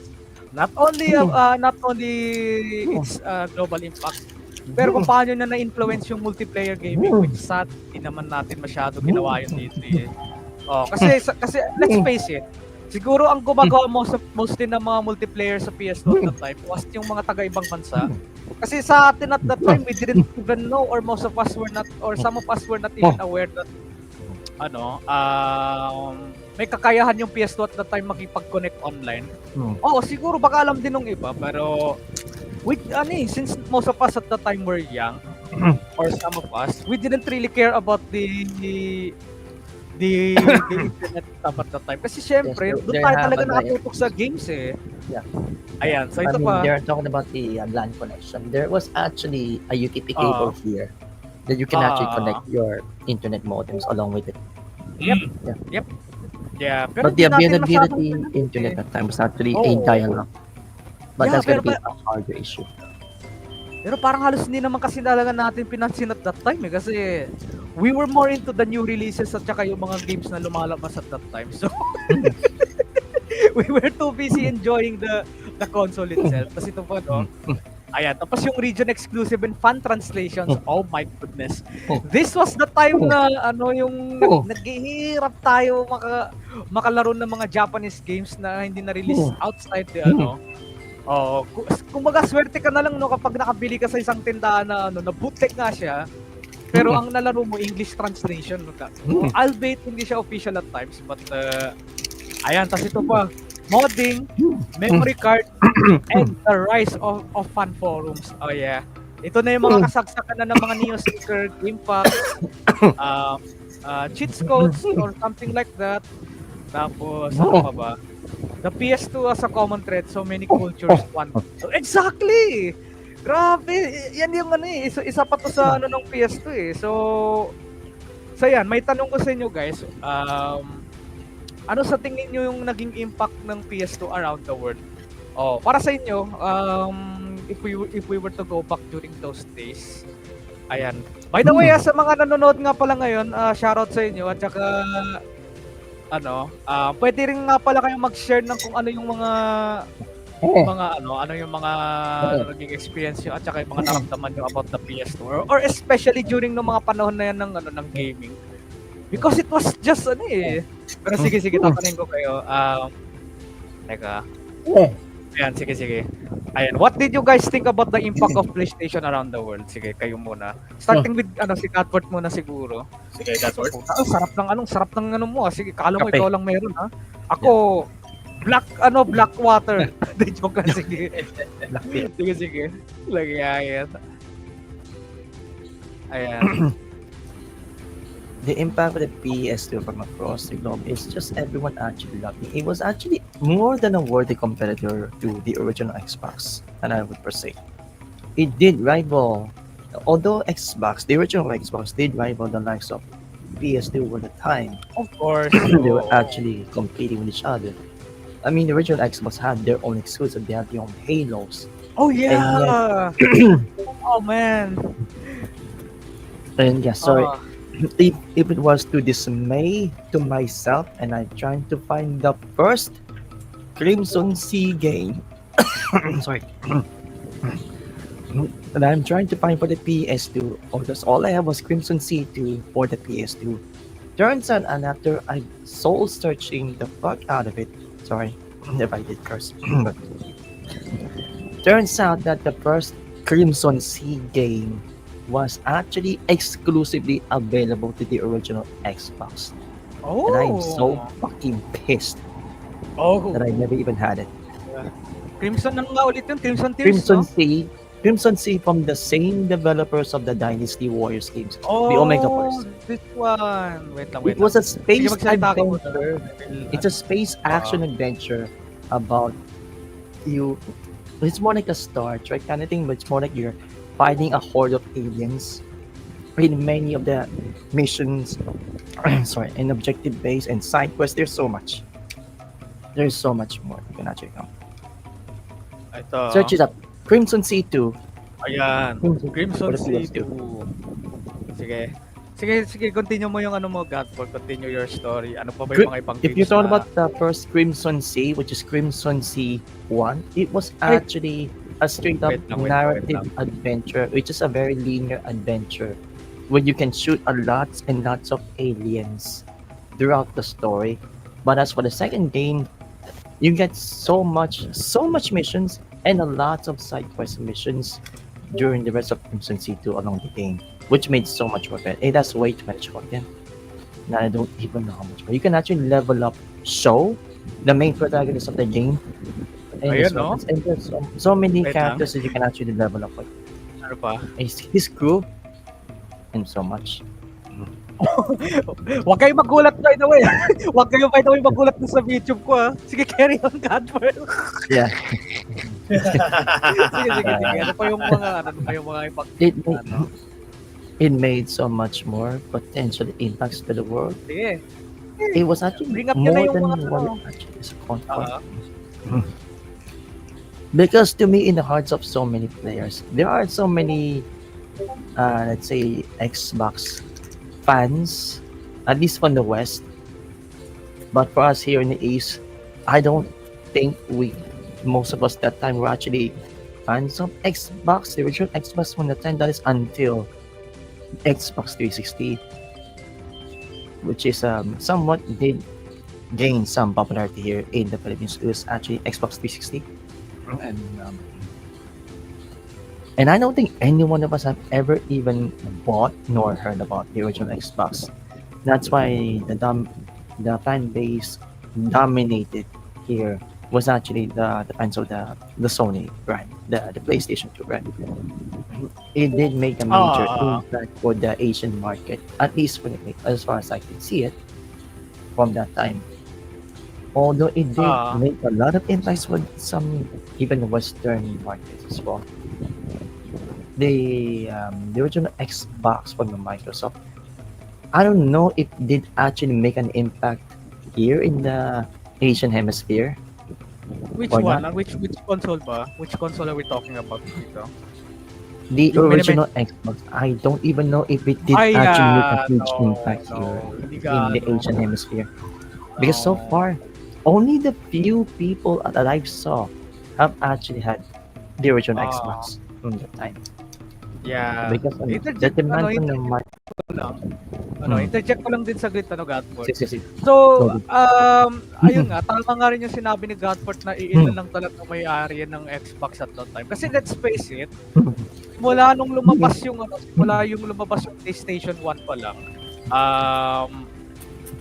people were already PlayStation gamers talaga eh. Parang simula nung lumabas yung PS1 talaga dito sa Pinas, talagang naging PlayStation dominated space na talaga yung Pilipinas at that time. To the point that we didn't really care at much what other consoles were out at that time besides the PlayStation. Kaya I think nagdala yan sa PS2 rin kasi syempre kung sumikat talaga ang Xbox dito sa Pinas, then dapat sumikat din sana sumikat din ang Halo kapag ganun, di ba? Kaso wala eh. Kaso, yeah. I'm still salty about that ilan nang nakaka-appreciate ng Halo. Joke lang. Sige. Joke lang yun guys. Wag niyo akong patayin din. Sige. By the way, may gusto ka pa ba dagdagin at word? Sige. That's all I can actually say. Although there is so much more I can actually have to say, and even the PS2's version of the Ace Combat 4 and its highly improved graphics, it looks so good. The Ace Combat 4 for the PS2 was actually it looks so good. It's so crisp. It's so fluid and it felt much more cinematic in the time. Yung ba yung ano, yung Ace Combat for the Balkan something ba yun? Yung ba yun? The Shattered Skies, yes. Shattered Skies. Shattered Yeah. Skies. Oo, yan. Isang example din, Ace Combat. Oh, kita nyo Yeah, yan. Ace Combat Parang 4. ano eh. Oo. Yeah, somehow Ace Uh, Combat 4 and along with it, somehow, although Ace Combat, if I'm gonna add Ace Combat 2 or 3, somehow the Ace Combat 4 and the rest of the Ace Combat throughout the PS2 series had somehow made their own version of their own universe, which is called the fictional alternate version of Earth, called Strangeville. But that's gonna be a different Yeah. story, and I'm gonna go that far here. But yeah, you Yeah. cannot deny the prowess of the Ace Combat on the PS2 was actually a complete change. It's a completely different revolutionary when it comes to overall graphics, the realism, the aircrafts, and the massive Oh. amounts of enemy aircrafts and the allied aircrafts that you see. Yeah. It felt like an aerial war in some sort, but Sama mo na it rin is yung a customization. Sama mo na rin yung customization sa ano, Ace Combat at that time. Mhm. Jesus Christ. Oh. My God. Jesus Christ, So much. ang dami talagang magandang i-share dito sa PS2. Sige, There's so much. Dale, what about Yeah. you? Yes, yes, yes. So Sige. we have discussed all of the most common forms of global impact for the PlayStation 2, but I'll summarize it for you for the audiences just watching right now. The PlayStation 2 didn't just break sales records; it actually just rewrote the rulebook of video game development, and I mean that with sincere, unapologetic. For lack of a better word, it was not just a DVD player in disguise. For as long as you have a TV, everyone is gonna have a PlayStation 2 around that time. It was bootleg people sa Manila. And it was even worshipped in other countries such as even sa Johannesburg because the PlayStation 2 was the juggernaut that defined video gaming in general. But I would like to change our focus to the background of my game right now. Oh shoot! Ow! Ow! So yeah. let us focus on this one game that is probably one of the most earth-shaking games in video game history. It didn't just transcend the sixth generation era of gaming, it transcended all of time. This was one of the most uncompromisingly genius games ever made. It faked out its fans, it hijacked its own narrative, and it used its final act to dissect what would eventually become known as the digital age 20 years before the Silicon Valley grew its first conscience. Why am I bringing that up? Because you should have played Metal Gear Solid 2 when it happened. It's like yung, alam mo ba yung mga sinasabi nilang off, you should have been there when it happened? Metal Gear Solid 2 is basically the you should have been there when it happened of video games. It was basically, for lack of a better word, George Lucas meeting George Carlin, if you know what I mean. It was Orwell with a SOCOM. You could come up with specific references, and I could give justice to why this is a very earth-shaking game in video game history. Kung may dagdag ko lang sa sinabi ni Dale. So, di ba alam niyo yung sa The Simpsons, di ba na-predict niya may na-predict siya about the politics part, di ba? So yun sa sinabi ni Dale naman sa Metal Gear. So it's like The Simpsons of in a way na parang when it comes to prediction kasi let's face it, Dale, yung mga halos lahat ng na-prophesize dun sa game na yun, a lot of them actually is happening nowadays with the advent rise of AI and whatnot. Oh my God. But sige, continue mo. And the potential censorship that is happening right now. Ayun nga, the number one most huge, impactful thing that the PlayStation 2 had is that video games started to become, for lack of a better word, it's basically interactive scripture. You started to have games such as Metal Gear Solid 2, and believe me when I say Metal Gear Solid 2 is not only one of those games. There are probably other classics out there that did the same thing that Metal Gear Solid 2 did. Silent Hill 2. Which is why sobrang timeless. Silent Hill 2, sobrang timeless din yun. Silent Hill 2 is like one of the greatest survival horror games ever made. Like, the first thing that people think when it comes to survival horror, Silent Hill 2. Ayun. You Ayun, no, found that, Snake Eater din. ayun, Jesus isa pa yun. Christ. Snake Eater. Yung My kagaya ng God. sinabi ni Thalamic Bridge. Ito, That's Gear also Solid Delta. yeah. Boo, Delta, boo! Anong Delta? Wala pang boo, We're Godford, talking about the PlayStation 2 Godford. boo! But Ayos na Okami, it's a cult classic, but eventually, as years went by, as I said, the PlayStation 2 had a lot of titles that transcended time, and it eventually had a lot of games that became very important doon sa video game development as we know it today. Ayun, yung kagaya ng sinabi ni ni General Tuna. You could also immerse yourself in a world that's very similar sa, I don't know, a locale that's very inspired by Los Santos, where you could LARP as a gang general. Sa San Andreas, ano pa. Ang dami, Sobrang- marami talaga. Yun nga eh. The 6th generation era, especially with PlayStation 2 games, had a lot of games that started to double down on immersion. Oth, take it away. May dadagdag ka Ayan. ba? Yes. Since na pinag-usapan nyo yung mga hardcore side nung PS2, I will be talking about the softer sides naman ni PS2. Since I come from the era na yung very prevalent may mga platformings, and as a platformer lover myself, pag-uusapan ko naman yung mga days ko sa PS2 na, oh my god, yung para sa akin yung global impact niya. I think nasabi nyo na halos lahat yung kung pagdating sa global impact pero idadagdag ko na rin yung regarding dun sa sa Metal Gear Solid, no. Bago ko yung sa akin. Digimon Fade Note, pati alam mo dati po. Sige. Alayan, pero ayun nga. May dagdag ko pa dun sa Metal Gear Solid 2. Kung natapos niyo yung game, di ba? Or spoilers pa para di sa mga paalam na. Ayun guys, paalam. major spoilers incoming. I am warning you. Sorry, Yoth. Major spoilers para sa mga hindi pa nakatapos ng Metal Gear Solid 2. Oth is gonna go to something pretty juicy. Oth, take it away. Yeah.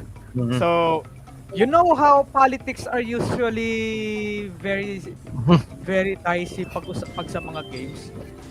I think Metal Gear Solid is one of those games that did the impossible. And the fact na na-predict nga yung mga nangyayari na ngayon sa mundo, especially yung the advent rise ng AI, and the fact na masyado rin tayo nagre-rely talaga sa technology these days. Pati rin ako, syempre.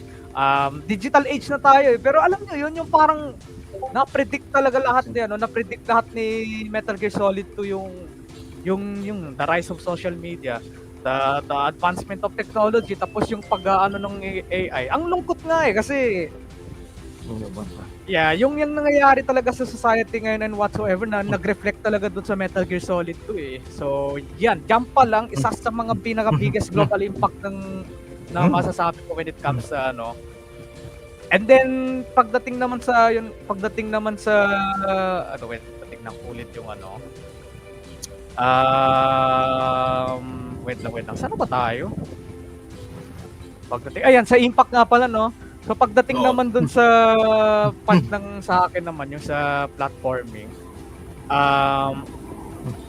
sa side ko naman kasi, since na I came from the platforming time talaga, which is also the same era as the, pero sa akin kasi, I grew up around the Crash Bandicoot, yung mga Ratchet and Clank, yung mga Teenage Mutant Ninja Turtles. So, isa rin to sa special ni PS2 talaga eh. Habang there were a lot of bloody games, ang dami mga games na nilabas at that time that had these kinds of things. And then there was yung mga Crash Bandicoot at that time, yung mga Jack and Daxter, yung mga Scooby-Doo, yung alam mo yung parang yung mga platformers at that time, they were also the balancing act para dun sa mga games na lumabas at that time. So, oh my God, di ko alam kung paano ko isa-summarize. There's parang parang nasabi na nila yung parts of the puzzle kung ano si PS2. Sa akin, nahihirapan ako mag-isip ng words because there's just too much to talk about. Kasi ito rin, PS2 also impacted me in a way like where I got introduced to this thing right here. This thing right here, alam mo yan? Alam niyo yung parang I kept making jokes about Barnyard and whatnot. Pero para sa akin lang talaga ito yung isa sa mga PS2 games na nandito pa rin sa akin hanggang ngayon. One of the PS2 games na hindi ko talaga makalimutan. Yeah, sure, people can make fun of it, but I don't really care. Pero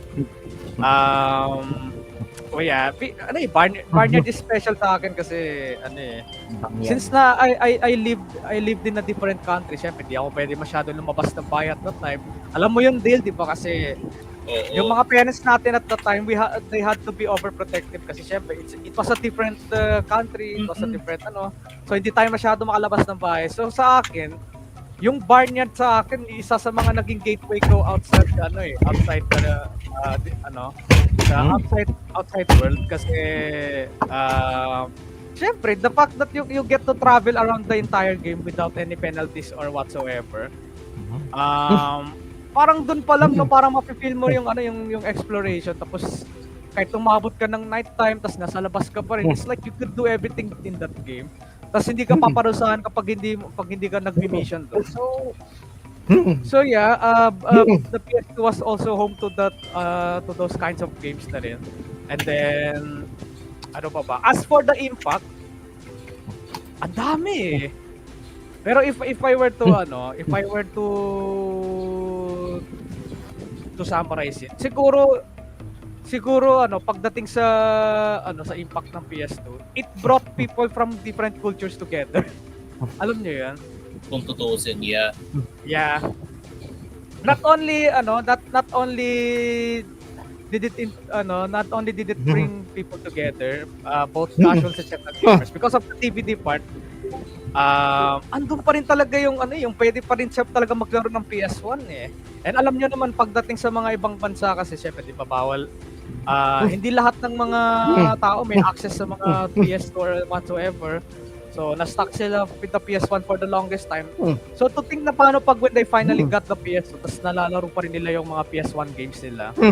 Doon pa lang masasabi ko na isa sa mga impactful ni PS2. That's why I'm just blessed to have lived through that time.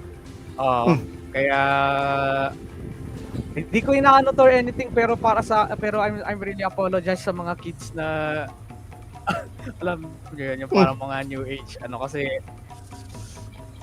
they really they kind of missed out on a very great time ng gaming talaga. Yeah, so yeah, si PS2 talaga not only was it a game changer, it brought a lot of new changes to gaming talaga. So ayun, so bago nga pala tayo thank you sa pag-subscribe sa Red Side. So bago nga pala tayo subscription. Thank you. At saka good evening din kay John Daniel. So bago tayo mag-proceed, since na kukumustahin muna natin yung mga tao dito sa by the way, good evening sa inyo guys. Thank you sa mga nakikinig ngayon throughout the podcast.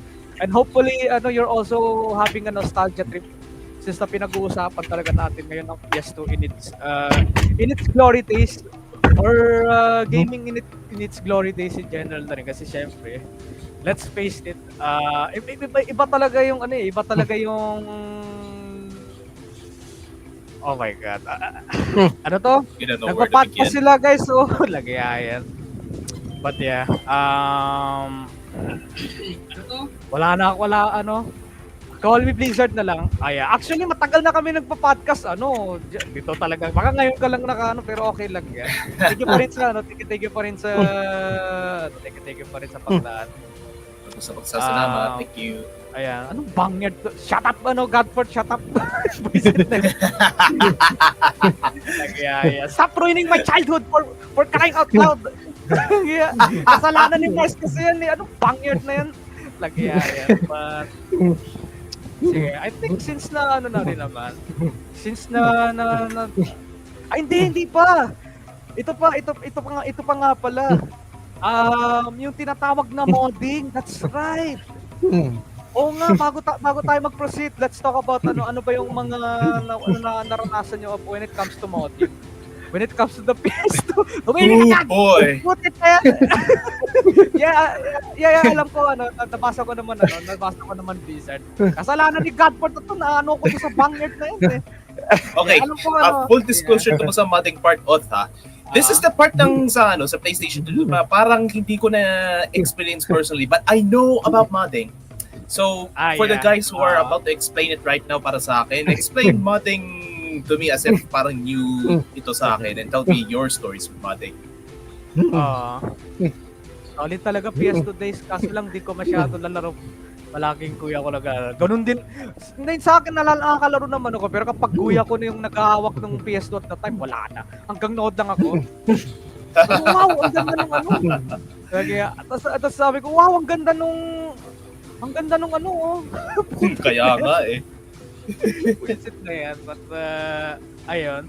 Sige. Good evening din nga pala kay Victor Junior Lozano Kalalang at saka sa mga tao na nakikinig ngayon. So, yung modding naman kasi, wait lang, ayusin ko nga lang yung dito. So, yun nga ang modding kasi is like it's like you're trying it's like parang may minomodify ka, parang may inaayos ka or may pinapalitan ka do sa katawan ng PS2. Kasi nagugulat kasi ako doon sa PS2 ko.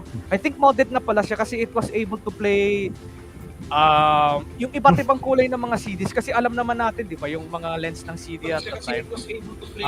I mean yung ng PS2 kasi at that time, they were only able to read blue discs, di ba? Oo. Kung naalala nyo pa yung mga original na mga bala pa ng mga PS2 at that time, yung blue disc. Kumbaga, parang ginaya lang nila yung sa PlayStation days. Di ba kasi dati, yung sa PS1, itim yung kulay ng original disc ng PS1 dati. Pag sa PS2 naman, blue talaga. Pero I think, it was yung mga later releases yata ng mga PS2 games, naging na sila, naging mga golden at saka naging yung mga silver disc na. I wonder why, bakit kaya nangyari yun, no? So yun nga ang modding Dale is basically that you're literally modifying something that's inside the PS2. So yeah, I got lucky na nakakalaro ng ibang region yung akin. Kasi meron tayo yung tinatawag na chip. Ewan ko pwede kong sabihin yan. Very infamous yun eh. That was a very infamous mod chip na nilalagay sa mga PS2 at the time that allows you to play different or mabypass niya yung mga regions, mga different regions at that time. Region blank. Kagaya nung yung barnyard na sinasabi ni Godford, yung bangyard na yan. Ibang region ng mundo yun eh. Anong region yun? Lagi na ako. Region ni Mars. Happy podcasting mga kuya out na mi bye. Sige, Blizzard. Thank you sa pagdaan ulit. Thank you. Sige, ingat kayo dyan. Thank you. So modify na yun para pwede ka makalaro ng the original na CD. Yung mod na PS2 nilalagyan ng HD para hindi na need ng CD. Actually kasi yung sa akin kasi Crimscar, slim yung model ko noon eh, kaya slim. V-cut yung patatas yun yung nilalagay doon sa loob ng console. Mayos kayo. Lagaya shoutout nga pala kayo, shoutout kay Screws Loose. So tama-tama na rin since nagsidatingan yung mga comments. Tama-tama nagbasa muna tayo ng kahit saglit lang before we continue with the... So, shoutout nga pala kay Spruce Loose. Tapos ito sinabi ni General Tuna. Nakita ko pa yun pero hirap na hanapin yung original blue disc ng PS2 dati. Madalas nakita ko one disc na may multiple games na. Langya baka. Langya yan. Pero swerte ka kapag meron kang ganun na. Langya. Ayun, so I think pwede na siguro tayo mag-proceed dun sa yung sa forums kasi at the time, di naman natin masyado pinupuntahan yung mga forums nun eh, di ba?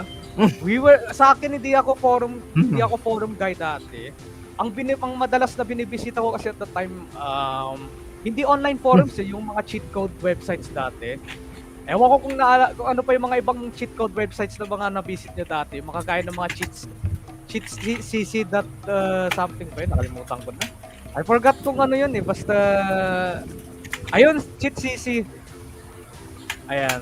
Ano pa ba yung mga Dale? Ano pa ba yung mga nabisita nyo ng mga website at the time when it comes to cheat codes? Ano pa yung mga naalala nyo, God? Ayan. Websites? Ah, Not so many, but I did hear some stories doon sa mga game facts tungkol doon sa mga websites na yun. But I haven't gotten the chance to visit them kasi I used to not be a very terminally online dude if you're gonna ask me. But I know of the ayan. websites that you're talking about. Bangyard Ziram region pusit na yan. Ayan na nga ba eh. Ay, Ziram. Ayan. Ano to? R1, R2, L1, X, up, down, left, right. Ay, yung iniisip mo, di na natuna. What? Yeah, never mind that. Hindi ko alam yung reference. Hindi ko alam kung final bout ba yun or something, pero ayan, Hindi ko na proceed kung tayo ano dito yung sa cheat codes na yan, pero nakalimutan ko na. Dude, I remember yung mga websites na tinatanong mo, di ba, Oth? Game Winners is one of them. Game Winners? Yeah, tama, Yes. Game Winners. Game Winners. Oo. Ano to, Homestar Runner? Ano yan? Wala akong maalala about Homestar. Napulan na tuloy ako.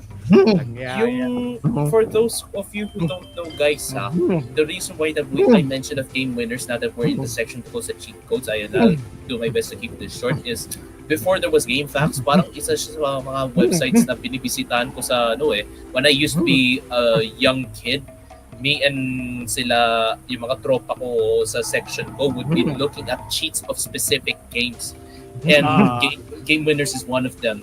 This is a website that you use to look at specific cheat codes. Ayan. I will get the specific part of that story, but it's a story for another time, probably another podcast episode. Pero for now, Game Winners is definitely one cheat code website to look at if you are looking for cheat code website history.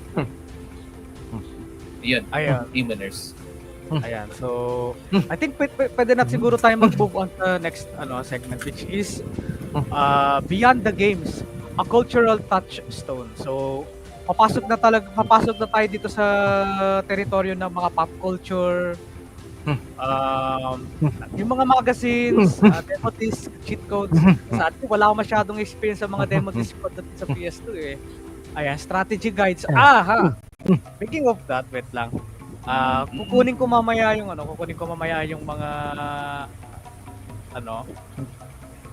Yeah, alam ko to Dale, yung Game Winners. I've been there before. So, wait lang. Sana bang ulit tayo? Nasa ano na tayo eh. Nandito tayo sa podcast ngayon. Hindi, joke lang. I mean, nandito na tayo sa yung Beyond the Games na nga. So, ang pag-uusapan na natin dito is yung PS2 as a family DVD player.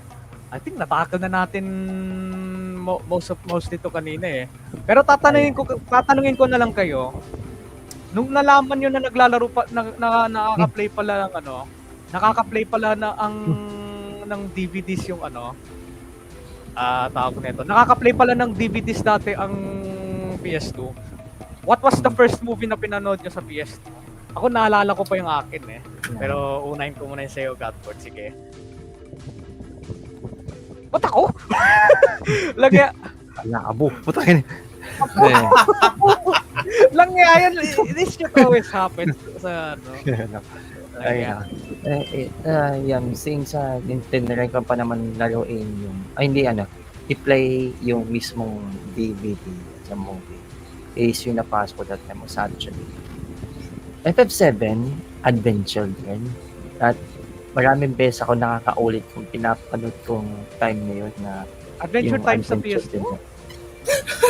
Wait, na DVD siya, DVD. Okay. DVD, mismo DVD. And after like so many times na pinanood ko yung FF7 Adventure na DVD sa PS2, doon nagkaroon ng problema in terms of pagbabalansin yung pag-read sa lens mismo. Noon sinubukan kong laro yung ilan sa mga games doon na hindi gumagana or ayaw magbasa. Ayun. Are you kidding me? That is actually happened after ng nakailang beses na ako na pinapanood ko yung Adventure din. Nahihirapan na magbasa yung mismong lens ng PS2 ko. Yeah. And through consistent base naman, consistency naman, yun, nakakabasa naman siya. I think it was all comes down to yung pagbabalanse ng lens sa kung ano talaga yung babasahin niya, Yeah. if it is for the movies or is it for the games. Doon nagkakaroon ng pagkasira ng balanse sa pagbabasa or yung imbalance ng reading ng mismong lens ng PS2. So, I don't even know if it's a good idea for if anyone, if you're going to use the PS2 to watch movies or to simply play video games as it should be. Because if you're going to watch your movies and playing the PS2 games afterwards, that is, you're going to have issues. And it's actually based on my experience. And how many times do I even had to manually fix the lens and unfuck up the entire lens management? They did actually make it work to a certain degree. And yeah, at dun mga ilang buwan, like a month or two later, that I had to send the PS2 to the repair shop and see what was going on. Yun lang. And yun na nga, Nasobrahan ang naging yung problema kasi, alam mo yung sabi sa akin mo ni Kuya, nag-gastos pa ako ng gano'n kalaki just to replace the lens. Nire-replace na yun kasi since nahihirapan na siya magbasa, doon na at since kinalikot ko pa naman yung mismong lens para kung magbasa siya ng gusto. At yun na, pinilitan na ni Kuya yung lens doon. Hindi ko lang magkano, mga 1,000 yata plus or make it just to replace the lens and repaired so many parts na potentially na burned or nasira, kumbaga. Or iba more like na parang more like na overwork na siguro yung lens. Tama naman din yung sinabi niya ni Godford. Dagdag ko rin sa sinabi ni Godford, no. So sa akin naman, pag i-continue natin sa sinabi ni Godford, sa akin naman ang pinaka first na DVD is yung Mr. Bean. Yes. Meron kasi ako yung CD dati meron kasi kami dati yung ewan kung nakita mo dati Dale or guys, yung parang DVD collection ng Mr. Bean dati, yung Bean in a Cup. Yung nandun lahat yung collection ng Mr. Bean. Pero volume 1 lang yung nasa amin eh. Yung kulay yellow na DVD at the time, tas puro Mr. Bean. Yun yung pinaka first na DVD na pinanood. Pero yun nga, to continue doon sa sinabi ni Godford, I think there's truth to that. Kaya bihira lang ako manood ng DVD sa sa PS2. I think yung mga notable na napanood ko dati sa PS2 dati, yung The Gamer's Darkness Rising. For those who don't know kung ano yung movie na The Gamer's Darkness Rising, it's about a bunch of parang indie film siya pero napakaganda ng production with a limited budget. Kasi parang naglalaro sila ng D&D doon or parang parody ng Dungeons and Dragons. So, ayun. May dadagdag ka pa ba, Godford, dun sa sa sinabi mo kanina? Or okay ka na dun sa sa story mo regarding sa DVD? I do not, ganito lang, I do not recommend if you're going to use the PS2 just to play games, stay as that, only use the console to play video games. But if you're gonna use it as some form of where you watch your movies via DVD or VCD and whatnot, using the video game console, that is still a no. Although you can do that, but you're gonna have lots of issues when it comes to, you better be prepared your money just to replace your lens much later. So you don't want that. I do not recommend anyone who wants to watch movies to use the video game console. It's a terrible problem. So no, there is a DVD player for that. So if you have one, then go use that instead. Just don't use the video game console to watch any movies, like ever. Seriously. Otherwise, you're not going to be playing all of your games unless if you have to replace those lens and some other chips as well. Okay. In the long run. That's all. Alright. Sige. Okay, Dale. Sa'yo, tatanungin kita. What is the first DVD you watched in the PS2? One movie and one movie alone.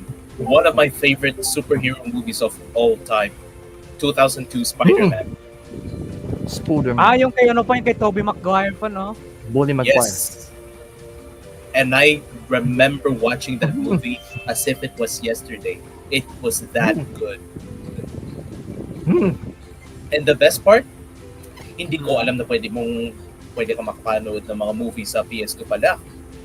But watching Spider-Man on the PlayStation 2, it really was parang nag-come full circle na around that time.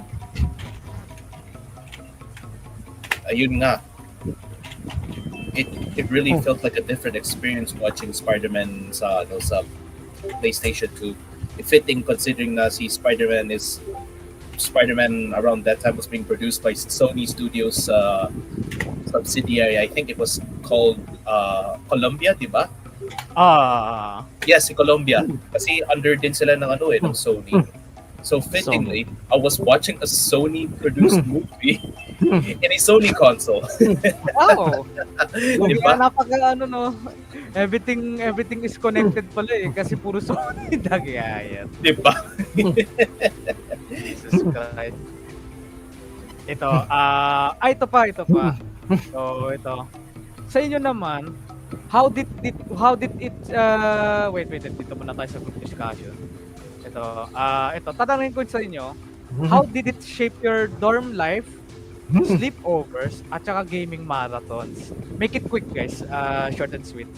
Ano ba yung mga experience nyo nung have you ever had any experience na parang dinala nyo yung PS2 sa school, or whether na-experience nyo na pagmatulog sa mga universities or tas dinala nyo yung PS2 nyo, tas did you have sleepovers with the PS2 tapos gaming marathons? What was your experience like at that time, guys? No, I don't think I actually bought any console to anywhere, not even anyone else's house. No, I don't. It was never been my habit of doing that. If it stays as a home console, it stays as a home console. It's just how it is. I never bought it to anywhere else. Ayan, kung wala rin naman tayong Actually, ako meron. Yan, sige Dale. Ayun. But this story applies more sa, I think, yung mga mid-2000s na, when Tekken 4 was still like the main Tekken game to play around that time. This was during foundation day ng school doon sa Riyadh. We would hold different... This was around, I think, maybe mga mid-2000s na. One rainy afternoon, we were having foundation. Grade 3 pa lang ako nun. Grade 3 pa Yes, ako nun. and you were still grade 3 if I remember correctly. Parang it goes like, when I go to this area kung saan nandun yung parang college area ng SPAS. There was this area malapit doon sa jail booth kung saan pwede kang maglaro ng PlayStation 2 games. They had Marvel vs. Capcom 2, they had Tekken 4. They were even using the PlayStation 2 to watch an original copy of South Park Bigger, Longer, and Uncut. They were also watching Saving Private Ryan. Oh my God! It is so Sony AF. Sony SF talaga, no? Yeah. There was like many PlayStation units being used doon sa SPAS dati. And I didn't know that there was a PlayStation area hanggang nung pumunta ako doon sa what would eventually become known as the college area ng Second Philippine International School. Ako, shoutout sa school namin dati, SPIS. Yeah, especially dun sa mga diehard gamers na who studied there back then. Kamusta kayo, guys? Keep gaming. SR1P. Yeah. So ayun nga, yung sinasabi kasi ni Dale, may kwento ko lang saglit. May mga ibang college students kasi at that time, or mga even high school students na nagdadala ng kanya-kanya nilang mga PS2 dati. Pero syempre at that time, hindi lang nila pinapaalam kasi syempre they could get confiscated. Pero every now and then, someone would sneak a PS2 console dun sa school. Sometimes kasi nasisilip ko yan eh. Sometimes nasisilip ko dun sa building ng kuya ko na may naglalaro sa kanila ng mga Devil May Cry and what na sa college building. Yung sa yung malapit sa isang waiting area. Oy, may yes. hallway, kung naalala ko pa yun. Totoo yan. Yun ako. And actually, yung may isang kaklase talaga ako na ano, may isang kaklase ako dati na nagdala ng PS2 mismo dun sa classroom ewan kung naalala niyo mo pa yung classroom ng Maharlika dati. Ay, Isa oo. kasi yung katapat ng Scilab, Dale, di ba? Yes, I remember that. Di ba dito yung Scilab, tapos may ano pa dito, yung classroom sa baba. Putik na yan, may naalala ko doon, may nagdala ng PS2. It was during nung it was during nung time na nagki-clearance yata kami noon, or may nagsa-summer sa amin noon, pero pupunta lang kami ng school para lang Yeah, ganun kasaya yung school namin dati. Kahit summer, imbis na hindi ka naman kailangan pumapasok pa rin kami ng school noon para lang. Keep in mind, parang summer na eh. They are still bringing consoles on that area dun sa school. It can't be helped. So parang dun pa lang it just goes to show you kung gaano ka na si PS2.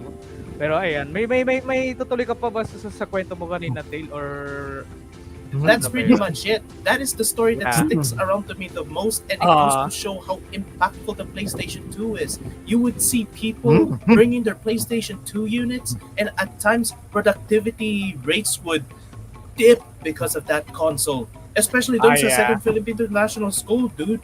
But my favorite experience with the PlayStation 2 was that time, nung Foundation Day. People were playing competitive Tekken 4 and Marvel vs. Capcom 2 doon sa area na yan. Yeah. Foundation, di ba yun yung parang Kalandrakas? Sumayaw tayo ng Kalandrakas nun. Parang Kalandrakas ata yun eh. Yun, yung tapos yung may nandun pa yung booth ng Little Caesars, if you remember, di ba may nagbebenta pa doon ng... Yes. Yeah. Tama. So, pasensya na kung medyo unrelated kasi syempre nandun pa rin sa part ng PS2 eh. Kaya nga eh. Namin, kaya pasensya na talaga guys. Pero once again guys, the reason why we bring this up is that is how impactful the PlayStation 2 is. It was that impactful that it became part of our school life too. Ayun na nga. I wish I was joking. Yeah, so sa akin goods na rin ako. Wala na rin naman ako i-share kasi halos tugma yung kwento namin ni Dave since we both of us came from the same school. Yung mga ito. Ano to? At nagising na naman po ako. Buset na yan, di talaga to makatulog si Mark. Sino ba tong hindi natutulog? Ay, nako. Pero mamaya ko na i-highlight yung yung comment niya. Highlight natin yan mamaya. Yeah, for later. So since tapos na natin pag-usapan yung yung mga experience natin sa dorm and whatnot, doon naman tayo sa mga magazines. Sa demo disc, halos wala naman akong demo disc natin. Cheat codes, strategy guides. Diyos ko. I have a lot of those. Ayan, sige. Who wants to go first? Kasi kukunin ko muna yung mga nandito pa rin sa akin. Who wants to go first sa inyo dalawa? Fittingly si Godford muna. Ano ba yun? Ikaw muna mag-start na. What was the question? It's about yung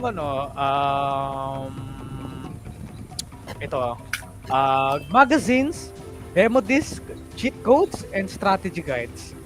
Sige. Do you have anything to share? Strategy guides. And I did actually bought some couple, if not so many magazines, because I used to collect a lot of gaming magazines, a lot of Game Pro magazines, electronic gaming monthly magazines, and so much more.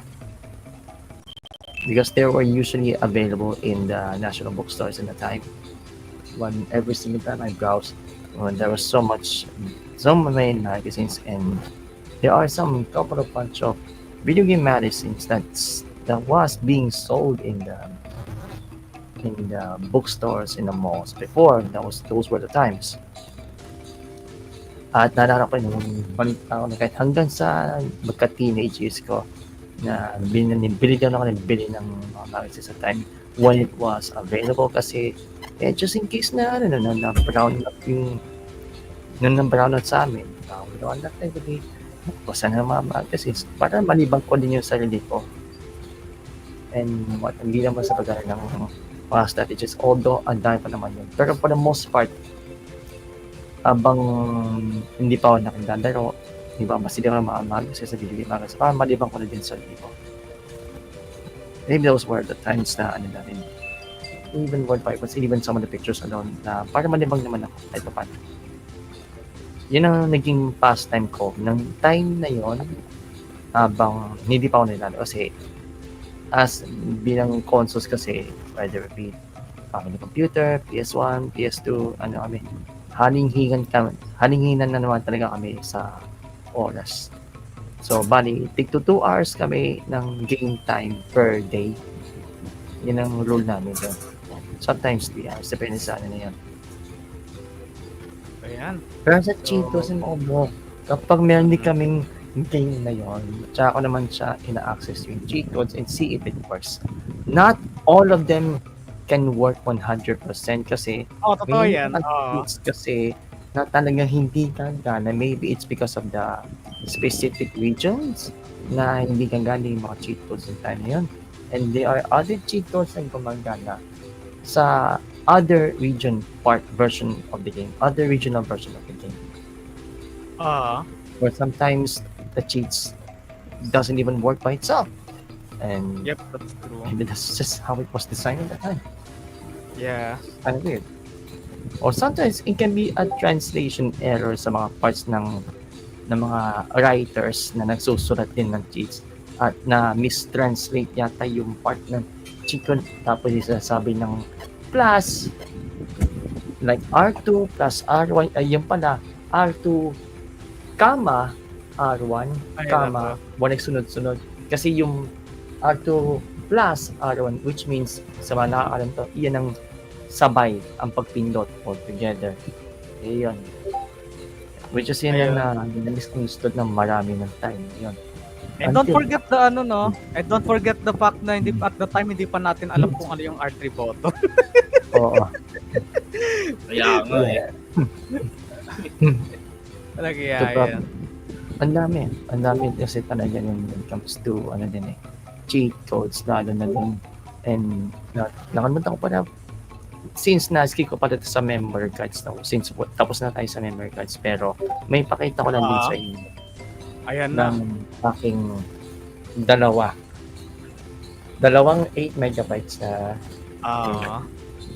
tapos may isa pa doon na 16 megabytes pa na nandun pa sa pakuran doon. And anyway, sige, next naman. Ayan, sige. Okay, Dale, you go next. So regarding dun sa experience ko dun sa we all know the typical cliche involving the memory cards na kailangan mo pang bilhin if you want to save games, right? That's already a given. Pero sa experience ko, I remember experiencing most of my demo discs doon sa video. If you're gonna ask me kung ano yung mga experiences ko sa mga demo discs, I never owned any of the demo discs pero na-experience ko sa mga videohan kung saan may sinasabi daw silang tayo ay may parang preview sa ganitong klaseng laro. Sige, if you want to play it for a specific amount of hours, sige, laro ka. Oh yeah. There would also be kiosks din doon sa Riyadh minsan kung saan may parang demo disc na nakalagay doon sa PlayStation. So, be able to play that game for a specific amount of hours din. Ayan. Wait. Dale, okay na ba? Wait lang. Yeah, pretty much. Yeah. Sige. So sa akin naman so sa akin naman, I still have some of the Actually itong dalawang wait ka na, patayin ko nga muna yung green screen. Busit na green screen yan. Parang kapag every time na pag naka-green screen ako, ang pinapakita ko lang hangin eh. Ito. So yun nga, sa akin nandito pa rin yung mga actually yung isa dito na regalo lang sa akin to, tapos yung isa I believe na napili ko lang yata sa isang book fair to sa school dati So at that time yung wala pa kaming internet around the mga early 2000s yung mga 2000s di pa kasi uso talaga yung yung magkaroon ka ng sarili mong internet at that time. Hindi naman siguro sa hindi uso. At that time medyo expensive pa siya or just yung parent ko yung tatay ko at that time, he didn't really seem to care about the internet noon. So ang ginagamit lang namin at that time was yung, ewan ko naalala nyo pa yung parang mga USB na mga data USB na mga dati. Ay, oo. bullshit na yan. Ang regalo, matagal na to. Ulok na to. Joke lang. Pero ayun nga. Talaga, meron kasi Mars. Ayan. Meron kasi ako ginagamit natin na yung parang yung USB siya na internet pero may SIM card pa yun tapos lalagyan mo siya ng data. So that's how I used to get around the internet at that time. Tapos yung mga first experience ko sa mga cheat codes is not actually the internet but rather word of mouth lang dati yung mga cheat codes ng ano ko dati back at school. Yung every time pag may discover yung isang mga kaklase namin na, uy, alam mo yung cheat sa Rhino Head, uy, alam mo yung cheat mo sa GTA, yung yung big head ganito ganyan. Di ba kung naalala mo dati, Dale, hindi pa uso at na tayo mag-browse sa internet ng mga cheat codes, kundi nag-ano lang tayo ng mga rumors and whatnot. I think it was actually. Oo. Puro ano lang tayo at that time, puro chismisan lang talaga tayo at that time sa kung may mga narinig pa tayong mga dati, mga cheat codes. So experience ko more like word of the mouth up until later na nakuha ko tong yung mga yung niregalo sa akin to. Tapos yung mga strategy guides, sadly kahit ng mga panahon na to hindi rin ako masyado na gano'n ng strategy guides at that time. Halos hindi ako masyado na gano'n ng strategy. Nung naglaro talaga ako ng mga games dati sa PS2, madalas ako lang talaga mismo ang ako lang madalas mismo ang naka-discover ng mga things at that time. Oo. So kung ano yung nalaman ko about sa game na ko dati, ngayon ko lang nalaman kasi syempre may access na tayo sa internet so we can literally Uy, shoutout kay Baldo si formerly known as Axie TV pero iba na yung name niya ngayon sa sa FB. Ayan. So, yun nga usapang PS2 nga pala. So, ang pinag-uusapan na namin ngayon yung sa experience namin sa mga demo disc, mga cheat codes, mga strategy guides at magazines. Sadly sa akin, hindi ako masyado nagkaroon ng mga gaming magazines at that time kasi syempre papagalitan ako na tatay ko na may PS2 na tapos magmamagazine ka pa. Lagi yan. I mean, yeah. Although wala akong mga gaming magazine dati, I was more into yung mga Looney Tunes sa mga comics dati. Kung naalala mo pa yung Musa Center Dale, di ba? Yung Almusa Center, tapos yung Al Jazeera doon na maliit. Ko lang nabili yung mga magazines about mga Scooby-Doo yung whatnot. Going back dun sa topic. At the end of the day, mga word of the mouth lang talaga yung ko pagdating sa mga cheat codes. Mostly mga word of the mouth lang. Ano pa ba? Yeah, I think that's pretty much it. But ito last but not least before we move to the next stop, the PS2 in music and movies, pop culture references everywhere. Ito masasabi ko maraming mga pop culture references sa mga PS2 games. Not only pop cultures only within the game but also outside the games. So you were saying something, Dale? There are just too many to count. Like there would be some episodes kung saan nag-aano sila ng isang parody ng PlayStation 2 or maybe a live action TV series or maybe a sitcom that shows a character playing, oh, this is a PlayStation 2 and I'm playing insert game here of Final Fantasy X. It's the best. Yung sa WWE dati, there was even a blatant PlayStation 2 reference being shown there. In case you don't know, there was a part doon sa episode na yun kung saan naglalaro si Taz talaga. As in, you see his hands playing something and he's looking at the screen sa parang commentator table. He's playing Final Fantasy X. Oh my God! Grabe yan. Grabe. Ito Ito, speaking of yung PS2, yung kasagsagan pa ng yung kaka-release pa lang ng mga PS2 noon. Ewan ko kung naalala niyo yung ina-advertise pa ni WWE yung Final Fantasy X at that time. Tapos may hawak-hawak talaga na PS2 joystick siya noon si Taz. Tawang-tawa nga ako eh. It's the fact that he was playing Final Fantasy X on Raw of all places. At saka hindi lang din yun. Ewan ko kung nanonood pa kayo dati nung yung Pimp My Ride. Yung Pimp My Ride. Yan. Pimp My Ass. Mamaya na yung Godford, mamaya na yung freaky shit na yun. Jesus Christ. Ede, ayun nga, yun nga, kapag nanonood kayo ng Pimp My Ride dati, may mga times na na-feature talaga yung PS2 as an add-on dun sa mga sasakyan ang gusto magpaano dati. 'Di ba? Yung sometimes kapag nagpapaayos ng sasakyan doon sa Pimp My Ride, sometimes may PS2 na nakakabit doon, sometimes Xbox pa. So yeah, parang the PS2 was such a very special talaga. Kita nyo yun, hindi lang pala sa not only within the games but pati na rin pala sa labas ng game din. And at that time it felt kind of cool pag nalalaman mo pala yung mga celebrities at that time na naglalaro din pala sila ng mga PS2 noon or something like that. Mhm. And since we're also talking about pop culture references, meron pa yung isang laro na Brutal Legend yung kay Uy, yung si Jack Black. Jack Black. Doon tayo sa Pimp My Ass ni Godford lang yan. Sino yung host doon? Si Exhibition? Lang yan. Hey, my name is Exhibition and I will show my body to the screen lang yan. Pero yeah, what were you saying? You were saying something, you were saying something there. Ibang klase talaga itong si Talamic Bridge. What the hey, man? Blame Godford for that. Anong Pimp My Ass? Jesus Christ. What were you saying, Dale? What were you saying nga pala? I was supposed to say that I think there was a PlayStation 2 reference din sa isang Fast and Furious movie. I think it was in the original trilogy kung saan naglalaro yung tao ng I think that was a PlayStation 2. He was playing something sa car niya. I don't remember which Fast and Furious movie was that. I could have swore to God that was a PlayStation 2. Do you remember that?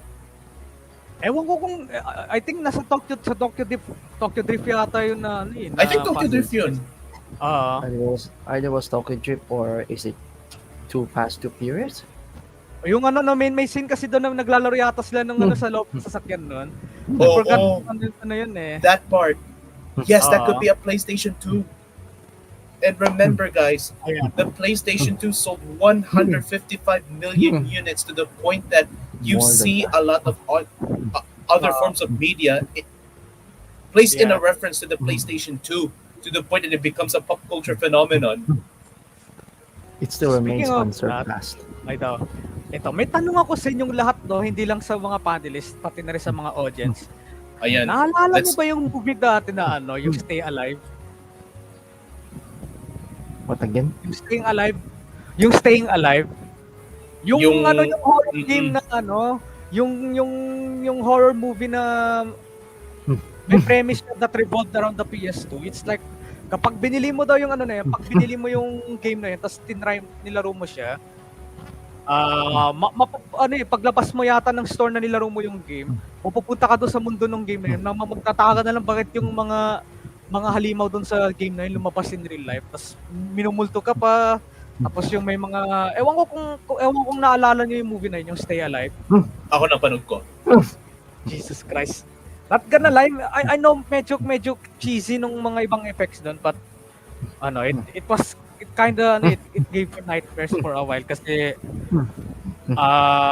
imagine nyo kasi yun, nilaro nyo yung PS2 game, tapos tapos pag after nyo nilaro yun, nagkatotoo siya. Jesus Christ.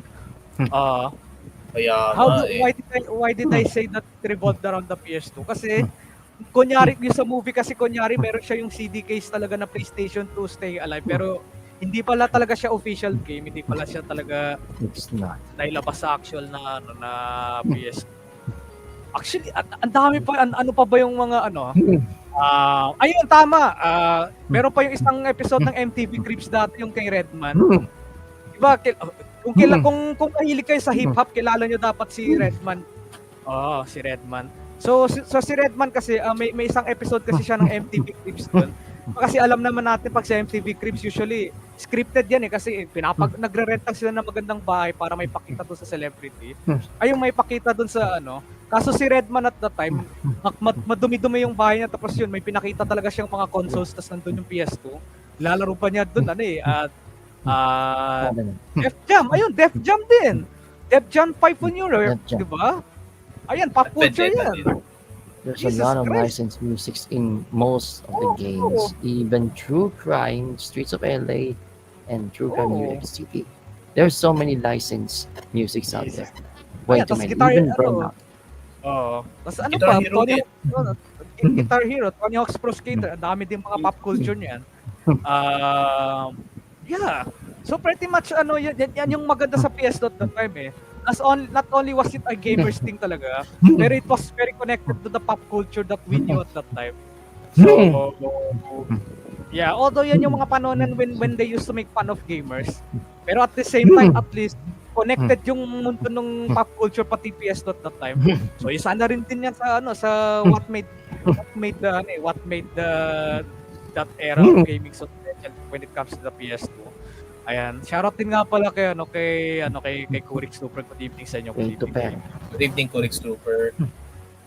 So, ayun nga, mukhang napag-usapan na natin lahat yung about sa family DVD, PS2 as a family DVD player at kung paano na-shape yung parang natin yung mga overs, yung mga dorm life dito, ganyan. We've also talked about the cheat codes, tas pati yung mga pop cultures and whatnot. Pero bago natin i-move dun sa next topic, basahin ko muna yung isang mahabang comment ni Ziram na una kasi siya binasa kasi talagang fitting siya eh. Parang fitting siya as a summary dun sa topic na to. Yes, Oh. I know.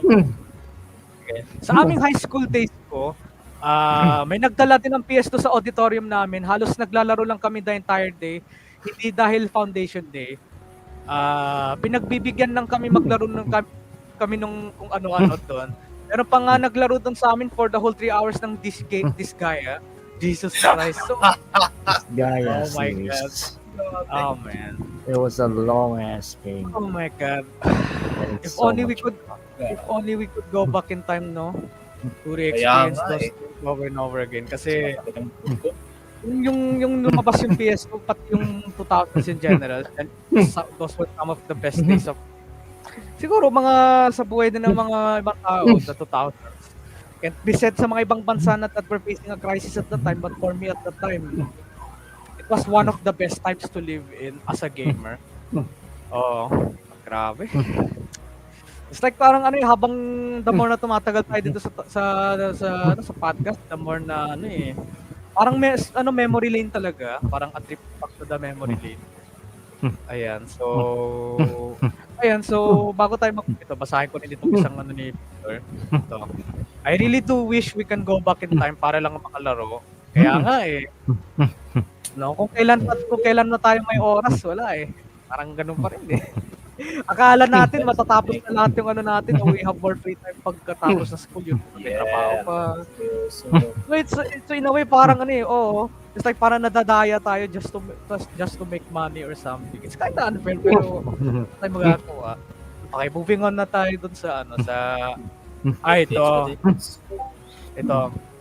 Segment 5, the legacy and why it still matters to this day. Ayan. So, babasahin ko yung dito sa natin, no? The longest production run of any console for more than a decade, the best-selling console ever, more than 155 million units sold. Tapos, how PS2 made gaming mainstream in many countries. Emulation, homebrew, fan communities today. And what did PS2 do that consoles today still chase? Ayan. Itagal natin ito. Starting with, sino man ang gusto mauna sa inyong dalawa? Kasi, pag-uusapan na talaga natin yung alam kong nasabi na natin to kanina, but ito, this is your chance guys kung to explain kung ano pa talaga sa inyo yung parang yung talaga ni PS2 at bakit hanggang ngayon ine-emulate pa rin siya ng mga ibang games na yan yung about sa PS2. What do you guys think? Sino mo na sa inyong gustong mauna? Godford? Godford, ikaw ba muna? Sige. Oh man. The question is, ano ba yung question dito? Hindi. Basahin mo lang yung flow dun sa Discord. Tas ikaw na bahalang mag-explain sa Yes, eh. The Ikaw na longest bahala production run by any console overtaken. I mean, isasama ko na itong iba dito, no? Yung yeah. buong segment ba? Sige. Kung kaya mo, kung kaya mo, i-try mo 'yan, no? Kahit iiksihan mo or what Mm. not. Yeah. Sige, para mabilis na tayo. Let's Yep. say, the longest ever since it was production from in its year 2000, I believe, all the way up to, I think it was 2011 or 12 Actually, it was or some. 2014. Jesus 2014. Christ. Holy fuck. Yung That, yeah. ito kasi fun fact, the very last game na ni-release sa PS2 at the time was Pro Evolution Soccer 2014. Pro Evolution Soccer. Yung PES 2014 na ano. Yeah, that was the very last game na nilabas sa sa PS2 at that time. So 14 years, not bad, not bad. It Tagal-tagal was na a rin pala long, ni PS2. Oh. it was a longest running console, and it's producing of all time for over like 14 years. 14 years. And it's still the best selling console for spanning of this is, I think it was, that is including its way past its life cycle of supposedly 5 years. Oh. Yeah. And it sold way more than that. Maybe it's because with the help of the extension of extending the life cycle of that console, it sold even more than just more than just 155 million, possibly even more than that. And it's still, even to this day, it remains unsurpassed. Some of those consoles, even portable ones, actually come close was actually Nintendo DS. It came Yeah. this close Mm.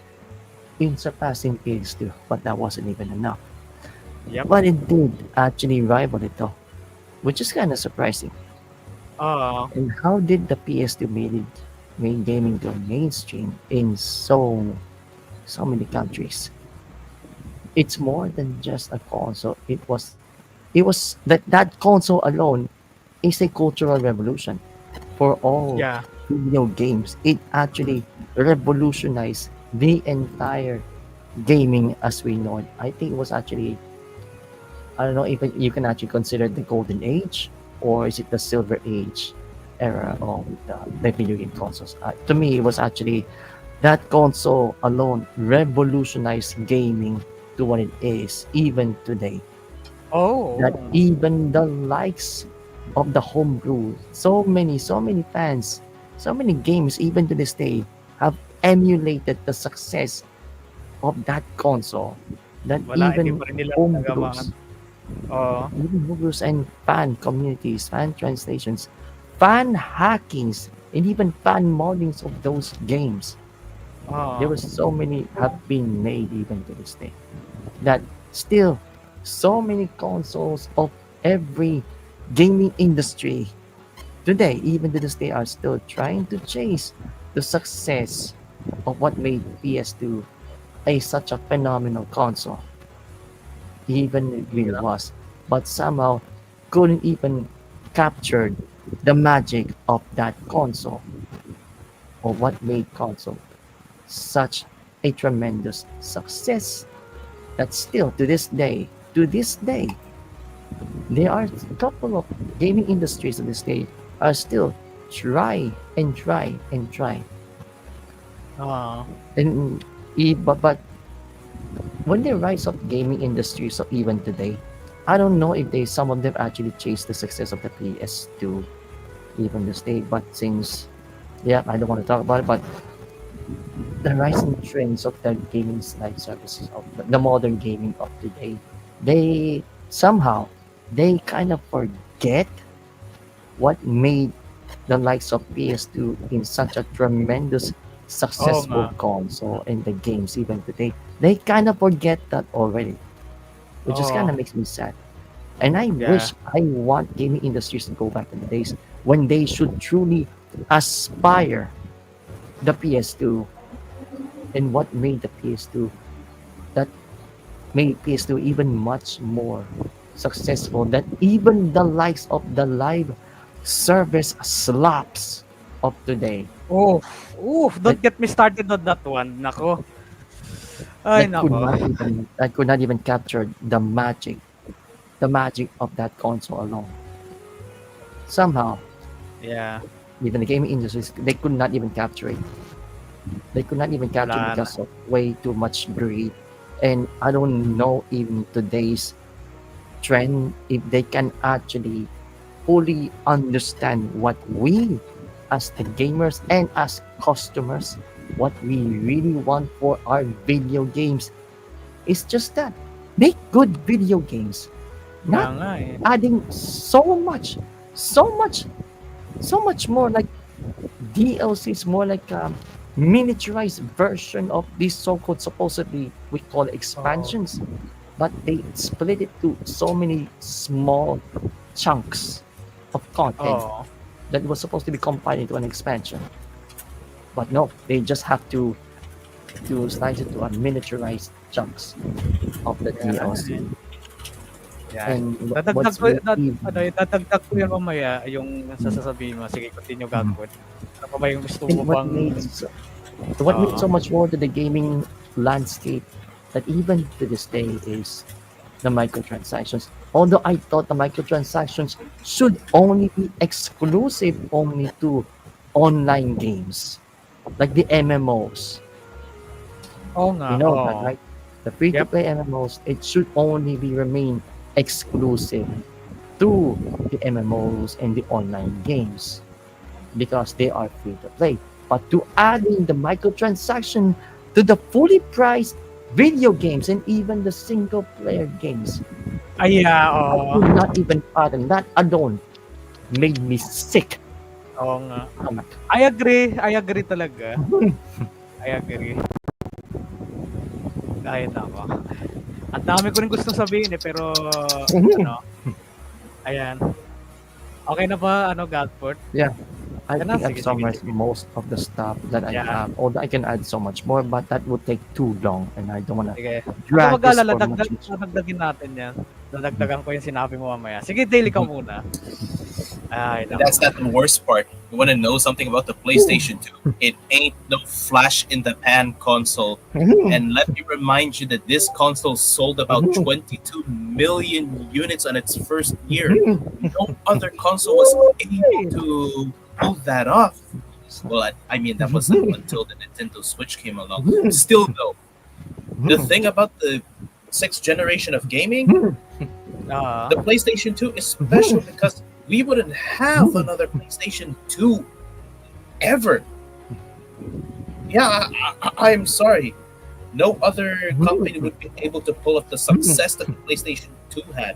Not even Sony today. I'm sorry, dude, but even if, despite the fact that the PlayStation 3 had a lot of memorable titles, so did the PlayStation 4 and the PlayStation 5, maybe, but the PlayStation 2 is the only console that was able to pull off the success that is still remembered to this day. It was generally a once. It's not just a once in a generation console. It's a once in a lifetime console.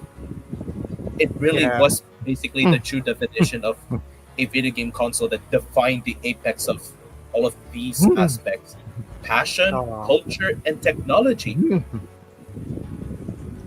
And I mean, I hate to say it, Godford is right because we now live in a world where video gaming is now defined via streaming, microtransactions, and live service slot. It's like it is like you're watching a corporate backed wrestling league with no soul. I am just saying. Parang ano na talaga, no? Ay, nako. Pero, ayun nga. Nakakatawa eh. Yeah, Ah, there's so much more. Oh, I pero kind of sa forgot. inyo, pero sa iyo, Dale, ano pa ba yung masasabi mo about dun sa ano, yung everlasting legacy niya ni Sony in general? The most important answer to the question is the memories that you had about the games that you played in the PlayStation 2. Oh. Everything that you experienced doon sa mga, whether it would be heavy hitters such as yung Metal Gear Solid 2 or maybe hell even launch titles such as sila Aiko at si Shadow of the Colossus. Dude, those games, whatever memories you had about those games is unforgettable because again, kagaya yung sinasabi ko, I will be repeating myself, but it has to be mentioned time and time again. Oh, Sixth yeah. generation era video gaming can never be happening again because of the fact that Mm. video gaming is currently at the place kung saan parang sales lang yung hinahabol lang nila. Ah, oh, This might sound like us, the three dito sa podcast pinapanood ninyo ngayon, is like we're shouting at the clouds. But those are facts. yeah. Yeah, kasi as ito, believe it or not, guys, although mukhang yeah, maraming sales ganito ganyan, pero ang hindi natin alam, mas mataas pa rin yung production cost kesa dun sa nakita nila na na capital. So, in other words, nababawasan pa rin sila rather than making more bucks. Kaya nga eh.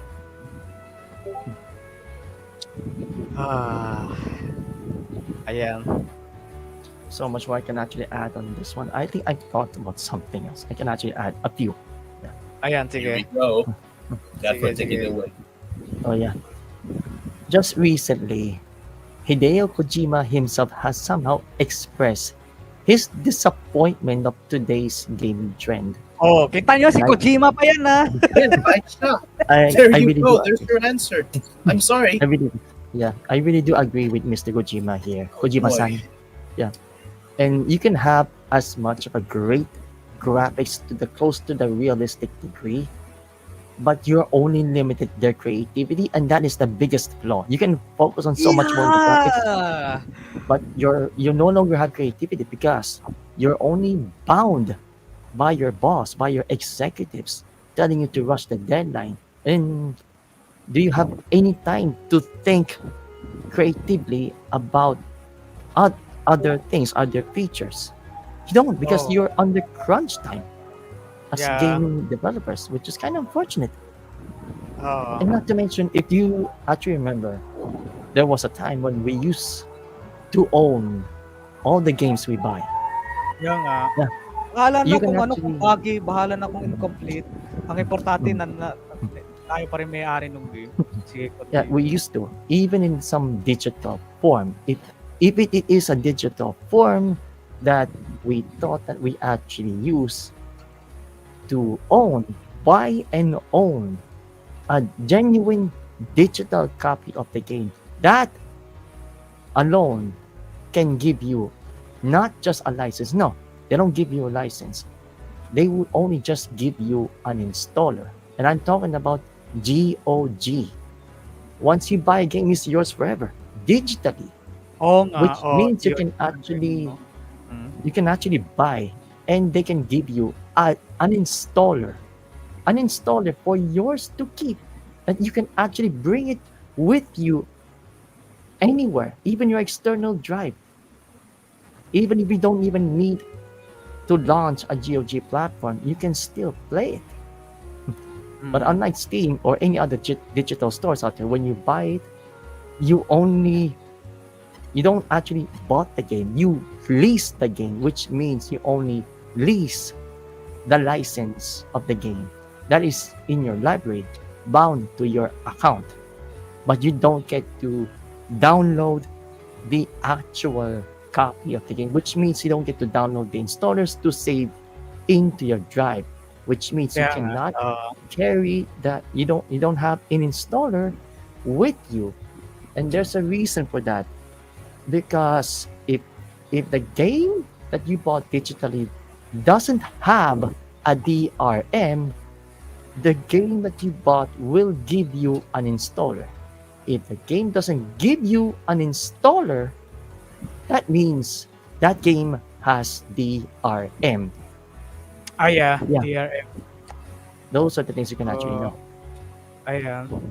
So, Yes, you can actually technically buy the game in a digital form, but only on GOG. But for the most digital parts of other platforms, I'm sorry, but you cannot actually own yeah. the game digitally for most platforms. Most, mind you, not all, most.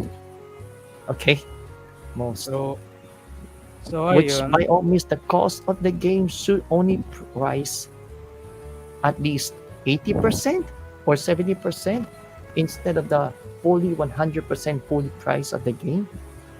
because you're not actually buying the game, you're actually leasing the game.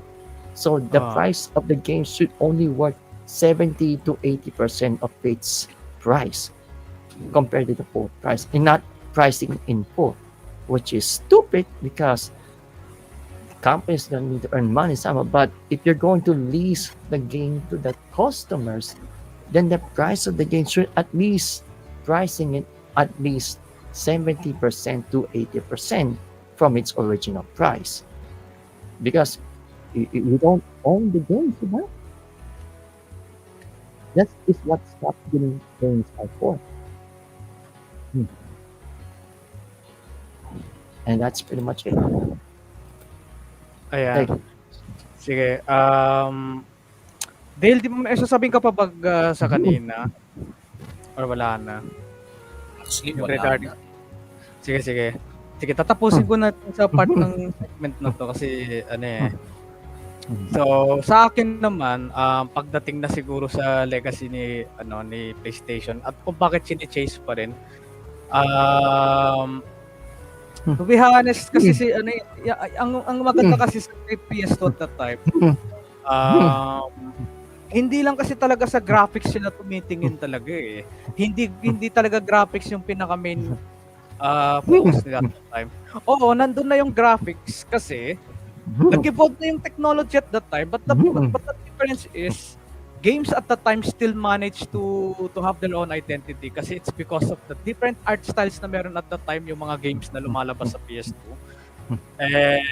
And mind you, ang maganda pa kasi sa mga games dati sa PS2, hindi nila kailangan palagi i-push yung hardware to the limit. Yan din ang madalas ginagawa ng mga video games ngayon. That's why it's not as special when I see a new game that's being released today na wow, ang ganda ng graphics, ang ganda ng cutscene, wow, ganito ganyan. Kasi yung graphics na lang, it can only go you as far to the point na bigla ka magsasawa kasi hindi mo napapansin yung ibang aspects ng game, eh. Hindi mo ba napapansin kung mataas ba yung replay value ng game, kung mataas ba yung kung memorable ba yung game, kung tawag dito, kung distinctive yung art style niya, but instead ang napapansin lang na ng most of the time ngayon graphic, di ba? So I think yung isa sa mga pinakamalaking mali na ginagawa ng game industry ngayon, lagi nilang pinupush palagi yung limitations ng hardware. Kaya nga lagi tayo nagkakaroon ng mga bagong graphics card eh. Oo. Kaya lagi na nagkakaroon ng bagong graphics card. It's not because na para lang maano yung mga kasi pinupush nila palagi yung kakayahan ng mga gaming devices eh. Si PS2 hindi naman ganyan palagi yung hindi naman ganyan yung Shoutout na pala kay Gingerbread sa Blue Side. Good evening sa iyo Gingerbread. Yung na usapan, nag-mute na ako saglit. Na General 2 na patapos na kami actually kasi nasa na kami. Nasa legacy at impact na kami ng PS2 at kung bakit hanggang ngayon may humahabol pa rin talaga sa ng PS2 hanggang ngayon. So yun nga may tutuloy ko I mean hindi niyo ba napapansin yun? Lagi na lang talaga pinupush ng mga publishers or developers ngayon yung limits. That's why it's not as exciting when you see a new game.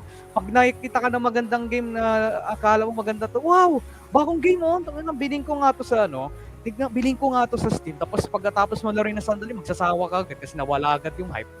Alam ko may mga ibang tao talaga na that genuinely enjoys these games, pero let's be honest.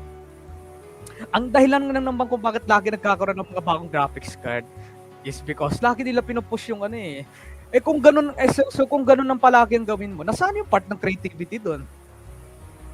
Wala na rin, hindi na nila ni-utilize yung yung game, pa yung tawag doon sa term na yon, yung game optimization. Tapos yung pagda-downsize ng mga textures kasi akala nila everything has to be uncompressed. Sinimulan kasi ng Titanfall yun eh. Titanfall talaga may kasalanan yan kung bakit nagsimula yung parang Kasi kung nalaro nyo dati yung Titanfall, 110 gigabytes daw siya kapag 110 gigabytes. Yung first na Titanfall kasi hindi na yung graphics. So imagine nyo to nahihirapan na nga mag-profit yung mga ibang mga publishers ngayon. It's because lagi nila pinupush yung ano. Meanwhile, si PS2 at that time, hindi na niya kailangan gawin yung pagpupush ng ano. Oo.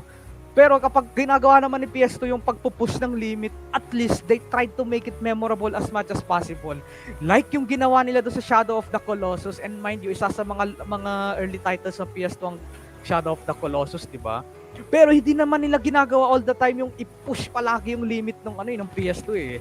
That's why ang ganda talaga ng PS2 kasi it not only nag-improve yung quality ng mga games at that time, mas na-enhance pa lalo yung creativity ng mga tao kasi imbis na ipupush nila yung limit ng hardware, hahanapan nila kung paano pa nila mas mapaganda yung game without actually stressing the console para mag-run smoothly yung mga games nila. Ang tanong, ginagawa ba ng mga bagong games siya ngayon? May mga iba, oo. Pero majority ngayon, hindi na. Kaya nakakalungkot lang kung ano na din yung nangyayari sa video game industry ngayon in general. Kasi puro graphics na lang talaga eh. It's all about the graphics. Oo. Siguro may-enjoy ko rin yung good graphics kapag talagang maganda yung laro. Pero kapag yung parang paulit-ulit na lang, tapos yung parang slap, parang game slap na lang, yung parang repetitive na lang. So parang sa PS2 there were a lot of repetitive games as well. Pero hindi yun yung naalala natin sa mga games at that time but rather yung art style nila. Something that made those games to the test of time. So ano pa ba yung pwede ko pang masabi about sa legacy ng ayan, tapos yung pagdating naman sa mga emulation. Pasensya na, I'm not gonna mention any applications, pero the fact na hanggang ngayon, napaka-active pa rin ang community ng emulation para lang sa PS2, just goes to show you how much this console itself has meant to the world of gaming in general. Ayan, no? Kaya nga, nasa akin pa rin yung box na to hanggang ngayon kasi just the box alone, it already carries a lot of history. Kaya, Kaya ayun, parang na talaga. Kaya I'm sorry to those who didn't grow up with the PS2. I'm not saying na sa mga hindi nagkaroon ng PS2. It's hindi naman sa ganun. It's more like yung sa mga new gen ngayon na mostly mga modern games lang talaga nalalaro. I'm so sorry kasi sa totoo lang talaga. Yung mga kids ngayon, they did really miss out on they really missed out on a very very very iconic there will never be another PS2 talaga kasi si PS2 talaga kasi the balance when it comes to power at saka art and graphics tapos pati rin sa music nako ewan ko pa alam mo yung parang to this day dami pa rin talaga nag-emulate sa success ng PS2 pero hindi nila talaga hindi talaga nila na nagigets to this day na hindi naman talaga about the graphics yan eh. You can have all the best graphics, you can have all the best graphics in the game, pero kapag ang goal mo lang is to push the limits of the hardware rather than actually trying to be creative. Not only are you promoting laziness sa paggawa ng games, you're also promoting short attention span sa mga tao kasi ang nangyayari doon, yung mga tao, pina-focus na lang nila yung na lang talaga yung graphics rather than yung game as a whole. So, yeah, saludo talaga ako sa PS2 kasi the fact that yun nga it was able to play DVD, it was able to play PS1 games. Tapos nabili mo lang one time yung console, wala na mga updates. Wala ka nang kailangan bayarin. Once you have it, it's all yours. Tapos pag bibili mo pa yung mga laro dati, siguro may mga ibang games at that time that needed an online, but that's understandable kasi separate yung pagdating sa online. Pero you get my point, right? At the end of the day, you still own 100% of the game that you bought. Despite the fact na some of those games were buggy, were missing some segments in the game or the rush, ang importante, you still had the whole game. So, hindi ko talaga naiintindihan kung ano yung philosophy na meron yung mga ngayon. I get it, business talks, pero just because you know something about something, that doesn't mean you're always going to be right about it. Siguro, pati rin ako, I may have opinions, pero hindi lahat ng opinions ko ay tama. And I could say the same sa mga business decisions na ginagawa ng mga game developers ngayon. Mhm. So yeah, that's it for me. So before we conclude this this entire podcast, bago tayo mag-end. Tatanungin ko sa inyo, what were your final thoughts about this entire topic before tayo mag-stop? Ano na lang to, short na lang. Tapos isang PS2 game na gusto nyong ipatry sa mga viewers na hindi pa siguro nila nanaro, or at least something na parang feel mo na kulang nakakaalam. Isang kahit isang PS2 game lang. What would you guys recommend? Ako? Easy. Kung ako munang pauna nyo pasasagutin, Barnyard. Bahala kayo dyan. Woo! Ayan. Nagyaya. So, ay wait. Sige. Ay wait. Takit, nalilito ako dito Nagyaya. Ayan, sige. Sige, Godford. What is that one game that you would recommend para sa mga viewers natin? Sa tingin mo na ikaw lang nakakaalam pero hindi pa na-try ng iba. Just one. At least one. Although I haven't even tried or played that game before, but it was actually a JRPG from level 5 themselves, but I haven't tried it, but I don't think this was released anywhere. Well, if you are actually talking about the PS4 port version, like if you actually buy a PS Plus, you can actually buy it, I think, and it's from level 5 game, and I don't think this game was actually being released anywhere, even today, and it's still exclusive only to the PS2. It is. The game is called, I actually recommend, although I haven't even played myself, I did see some videos about it. It's a JRPG. It's not Star Ocean. No, it's not. It's not Star Ocean. It's Moonlink. It's Rogue. It's actually called.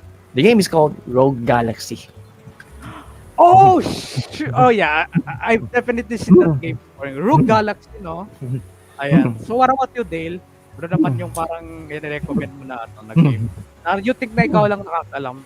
Tapos gusto mong i-recommend sa ibang tao? Okay. So, I'll keep it short and sweet na lang. I mentioned about this game earlier, and I wish I had the time para mag-share ng gameplay ng at least one trailer. But it's a game... Oh yeah, we still have time. Okay. Lang, no?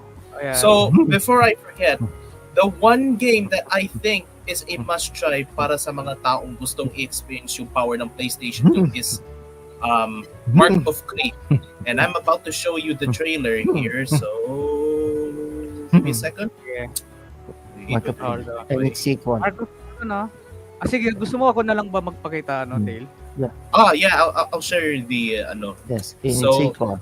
for those who don't know, basically think of a Don Bluth animated movie or Disney movie that is basically a rated M hack and slash game. Ayan, Oth, after you. Ayan. Ano nga ulit yung trailer, no? Mark Trailer of ng Creed. ng Oo. Mark of Creed of Dark. Ay? Mark of Creed. Mark of Creed. Creed. Oo nga pala, tama. KRI. Creed. KRI. And its sequel, Okay. Rise of Kazan. Okay, panoorin So, natin yung ano ayun. nito. Let's go back as if this yun, no? Ito. I think I've seen this game before. Pero hindi ko lang siya nalaro. Pero for the audiences, Sige. Screen natin. behold. Pagandahan natin yung...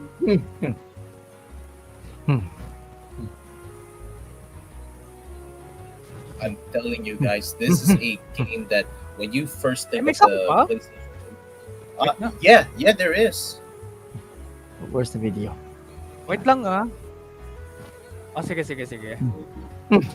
Ayan. Ah, ito!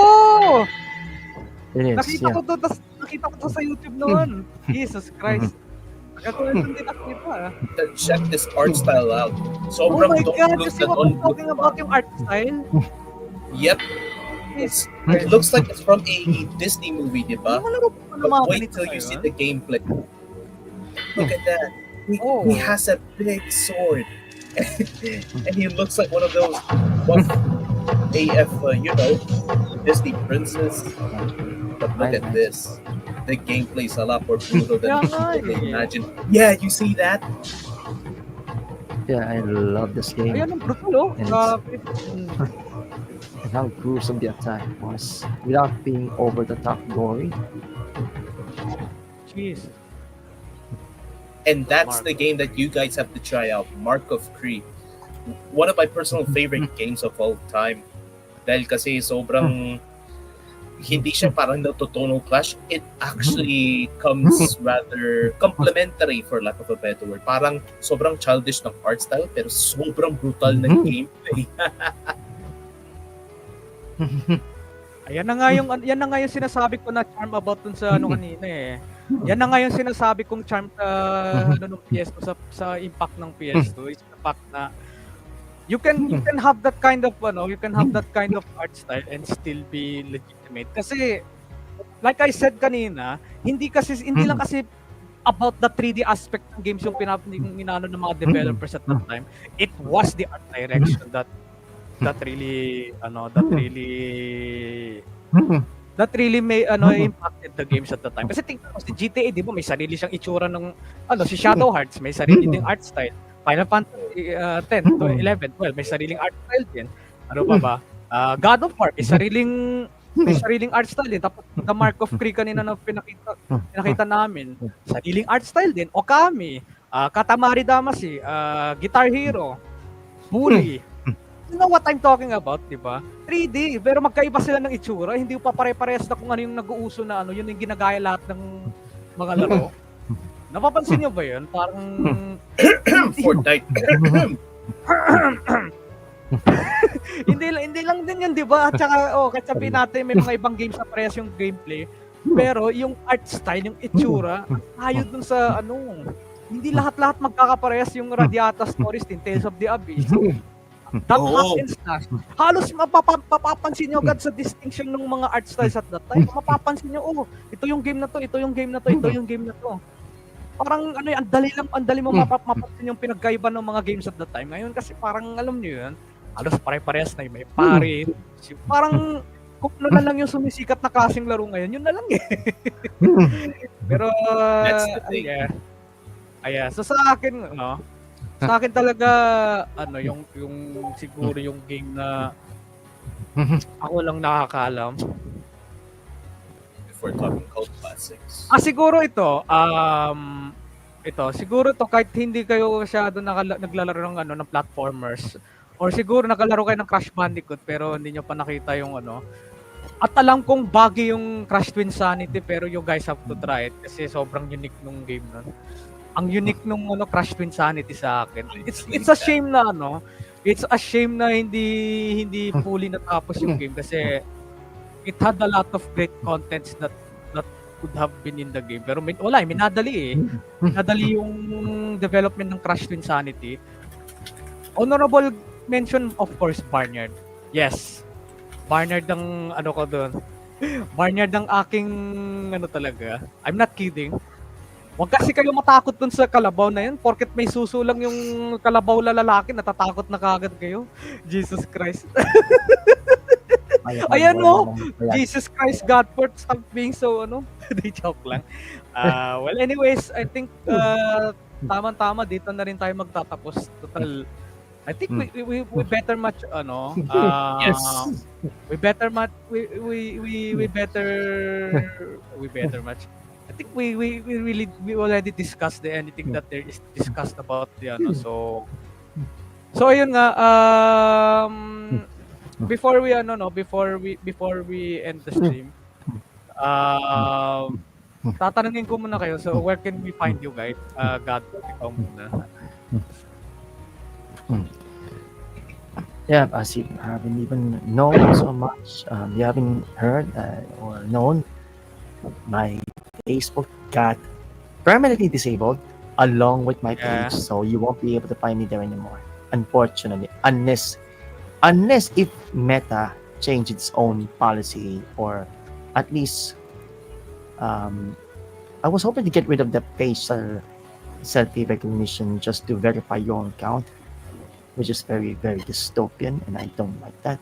Unless if Facebook decides to mend their policies and get rid of the facial recognition, maybe I could have a chance to create a new account, but I don't Oh. even see that it's happening anytime Oh. soon, considering the atmosphere of the internet today.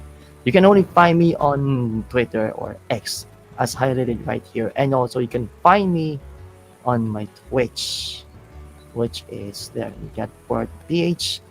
And of course, I was hoping and hope to pray to God that that Friendster would make a comeback. Yeah. And as I'm of kind right of now, curious din eh. Mm. I've actually registered my dummy email right there. And so far I haven't received any updates yet, but it's in early access, and don't get me wrong, it's actually legit. It's actually from Friendster.com, the original domain. And I was hoping and praying that everyone's looking forward to make a comeback for about Friendster. And I hope so, because we have so much memories in that Friendster. I hope everyone actually have a chance to register there if they wish. Just not as it is right now, because there are only two Filipino, or like few Filipino users who actually registered right now, but some mostly it's actually from America. It's in early access, but yeah. As of right now, you can only find me on Twitter, which is right here, and you can only find me on Twitch as GadvertPH. And as for YouTube, I've been giving a thought about that, but as of right now, I don't plan on making YouTube videos, not anytime soon. At least not yet, because I haven't even thought about it on how can I actually make contents out there. But I do have some green platforms out there, but I'm not going to share it. At least Oh, not wag mo na. here. So I hope you understand. Yeah. Anyway, and this is where you can actually find me, and this is where I actually post my streams on when can I stream, when do I start my streams. Unfortunately, if some of you have Twitter, this is where I actually share my streams on Twitch. And when can I start my stream, I post it there instead of my Facebook page. So yeah, which is kind of unfortunate, but Meta's just being Meta. Yeah, there's nothing much I can do. No matter how hard, how many emails I tried to register, there's not much I can do. Yeah, yeah. Yes. Thanks. So, ang tinataka ko lang kasi diyan, Godford, ano, may mga ibang dami accounts pa rin nakakapasok sa FB. Yun yung weird part dun. Which is kind Mga of sus. yeah, It's kind of napaka-sus sus to me. oo. So, ayan. Ikaw naman din, where can we find you in the internet? You guys could find me on YouTube, and coming soon, Lord Gunboy's official Twitch channel. Ayan, oh. Kailan yan? Hindi, joke lang. Coming soon na. Gun boys. To be announced pa. Also, Gun- you guys can find me on Facebook, but you guys have to directly message me on that one. Thank you. Ayan. So, sa akin naman, hanapin niyo pa ako. Nandito na nga ako sa camera. Hindi, joke lang. I'm just kidding. Sa mga bago din kami mag-end. Thank you nga pala so much to the people that are still here. Pati yung, ano bang violation na nakalagay sa accounting Godford? Ewan ko kung pwede kong bigkasin yun dito, pero exploitation of some sort daw, na wala namang kinalaman si Godford dun. Oo. Kumbaga na-false flag yung niya, na-false flag yung account niya talaga. It's actually AI. AI were the okay. ones actually, and Facebook Meta confirms this, that it was actually AI was the one that regulates everything instead of the representatives and whatnot. Ayun lang. Which is kind of fucked up. Yeah. Pero, ayun nga. Thank you nga pala so much guys dun sa sa pagpapakinig niyo dito and hopefully this was a memory trip sa inyo. So yun nga, alam niyo naman ako you can find me on Facebook as Digitamer43 and also which Digitamer43 at 40W. Tapos sa YT Digitamer43 YT talaga. So yun nga as sa akin din naman no. By the way, para marapit na nga pala parating ang aking 3rd anniversary sa streaming. So, may pinaplano akong something big. Who knows, baka mag-stream ulit ako sa other side. Just for the memory lane. Kasi palapit na rin yung aking 3rd anniversary sa stream. I can't believe it's been that long na rin, no. So, pasensya na rin kung hindi mo na ako nag-stream for the meantime kasi parang nag-ano lang din muna ako. Parang nagwa-wind down muna ako for the meantime. Parang muna, parang may inaayos na muna ako on my sa mga layouts ko. And I'm also planning more ang dami ko pa nakalak na mga backlog soon. So abangan niyo na lang yung mga So yeah, that's it for me, guys. Tsaka shoutout nga pala ulit dun sa mga ibang kasama natin that was supposed to be here, kila Jay at tsaka kila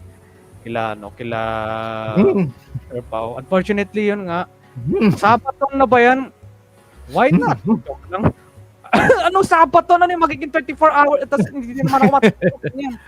Sige, matutulog ako pero naka-on yung stream ko. Bahala kayo dyan. Joke lang. Ayos ko, may kita ka pa naman sa kanya. Kahit naka-sleep stream. Lagi yan. Ayan, by the way, shoutout ulit sa mga tao nandito. Wait lang, ewan ko kung pwede ko. Sabi daw ni si Ram D Gamer, akala ko ba Lord Convoy of Pegasus? Ayan. Ayan. So may balik tayo sa mga pinakataas na yung mga list of people that were here. Ayan. Shoutout ulit kila Dandice 1222. Kila Dandice 1222, yehey. Losing Streak PH, si Aquino _TVP, What Up 06, sino pa ba yung mga dumaan kanito dito? Jipre Yoshida, Comrade Ole, Dilanier or Reynald, formerly known as ni Baby, EG Dadibon, ayan si Lucifer, Talamic Bridge, Madam Ben aka Aurora, Maui Gigi, who else? Sino pa may mga dumaan dito kanina? Ayan si Kim Scarsigard, si Arctil Filippo Campo of Arctil Gaming. Ayan, sinashoutout ko na lahat eh. Ayan si General Tuna 26, Jesus Christ, tapos Erman Parcon, John Daniel Sam Caparas, sino pa ba yung mga dumaan kanina dito? From from all platforms na to. Ito si Victor Gerald Lozano ka na lang. Ito viewer ko rin dati to sa FB. Nandiyan na talaga kung nandiyan na talaga kung hindi na ako nagsisend doon kasi nakaka-copyright ako eh. Ayan, si Splus, sino pa ba yung mga si Ziram D Gamer, Ziram Dinosaur Gamer. Ay, ito si Balto, si formerly known as Oxy TV. Ano nga pala ulit yung pangalan nito niya, no? Nakalimutan ko na, pero ayan, shoutout kay Baldo. Ayan, kasama ko dati sa sa WT. Shoutout nga pala sa mga dumaan dito sa iba't ibang community. Thank you ulit sa inyo guys, and as always, abangan nyo ang next. Thank you for the very nice podcast with Otdale and Godford. Thank you din sa inyo kasi if it wasn't for you guys, it will not be for you. Ang nonsense na sinabi ko. Maganda sana yung sasabihin ko pero nakalimutan ko tuloy. Parang bigla ko pero sa susunod nga pala guys, abangan nyo yung next topic namin. Next Saturday naman. Ito, usapang naman to usapang portable powerhouse exploring the legacy of the The PlayStation Portable. Ayan, PlayStation Portable. Kulang lang kasi nandito sa flow pero abangan nyo guys sa next Saturday naman ulit. Pag-uusapan naman natin ngayon ang PSP. So, papasok na tayo sa teritoryo ng handheld gaming. Pero I think hindi na ako yung mag-host nun kasi syempre, for this day, kami lang talaga tatlo yung pero sa susunod baka marami na ulit kami. Pero, ayan. At saka abangan nyo rin nga pala yung mga susunod na mga Gengar Challenge this August. May mga pinaplano pa kami pero stay tuned na lang muna guys. And that's it for me guys, and that's it for us na rin. Thanks Thanks for for the watching, I recommend. guess. And this is Sabrum First Production, the production that always reminds you to save your progress or risk losing everything that you've worked hard for. Ano to? Parang gusto ko sumali next. Go lang, sige. Sige, sali ka kung gusto mo General Tuna, pero kausapin mo muna si Jay or ano. Pero I think okay rin naman sa kanila 'yan. Mm. Pero ano sa mga ano pa naman sa kailan ba yung next na kailan ba yung next mga 16 pa, August 16 pa yung next podcast. So marami pa tayong preparations for that. Pero ayun nga, thank you guys ulit for watching, and dito na kami magtatapos for this day. Bye-bye! And ayan. Bye! Magpapaalam na rin yung wag na nga, hindi ko na nga ipapakita yung box na visit niya. Pero ayan. Happy ako palagi! Si True palagi yung box. Ayan, good job sa inyo. Good job sa atin lahat. Thank you guys. Bye-bye! Don't even See you think on about the... don't even think about weaponizing the PS2 console. Okay? Ba't namin weaponize yun? Kawawa! That's my baby, Yeah. man! Okay. Yeah. Pero sige guys, goodbye na guys. Bye-bye! See you again on the next podcast. Hoy! Kumaway kayo pa! Joke lang! Laki yan, naging pero yeah, bye-bye guys. Bye-bye. See you guys. See you. Wait lang. Lagi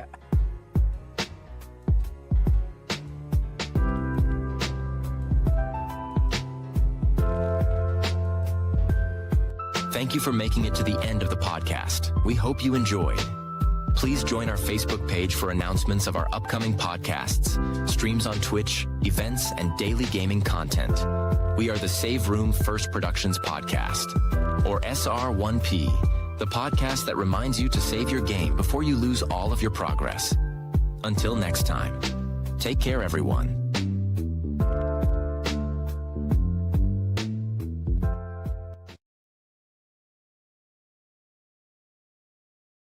Hmm.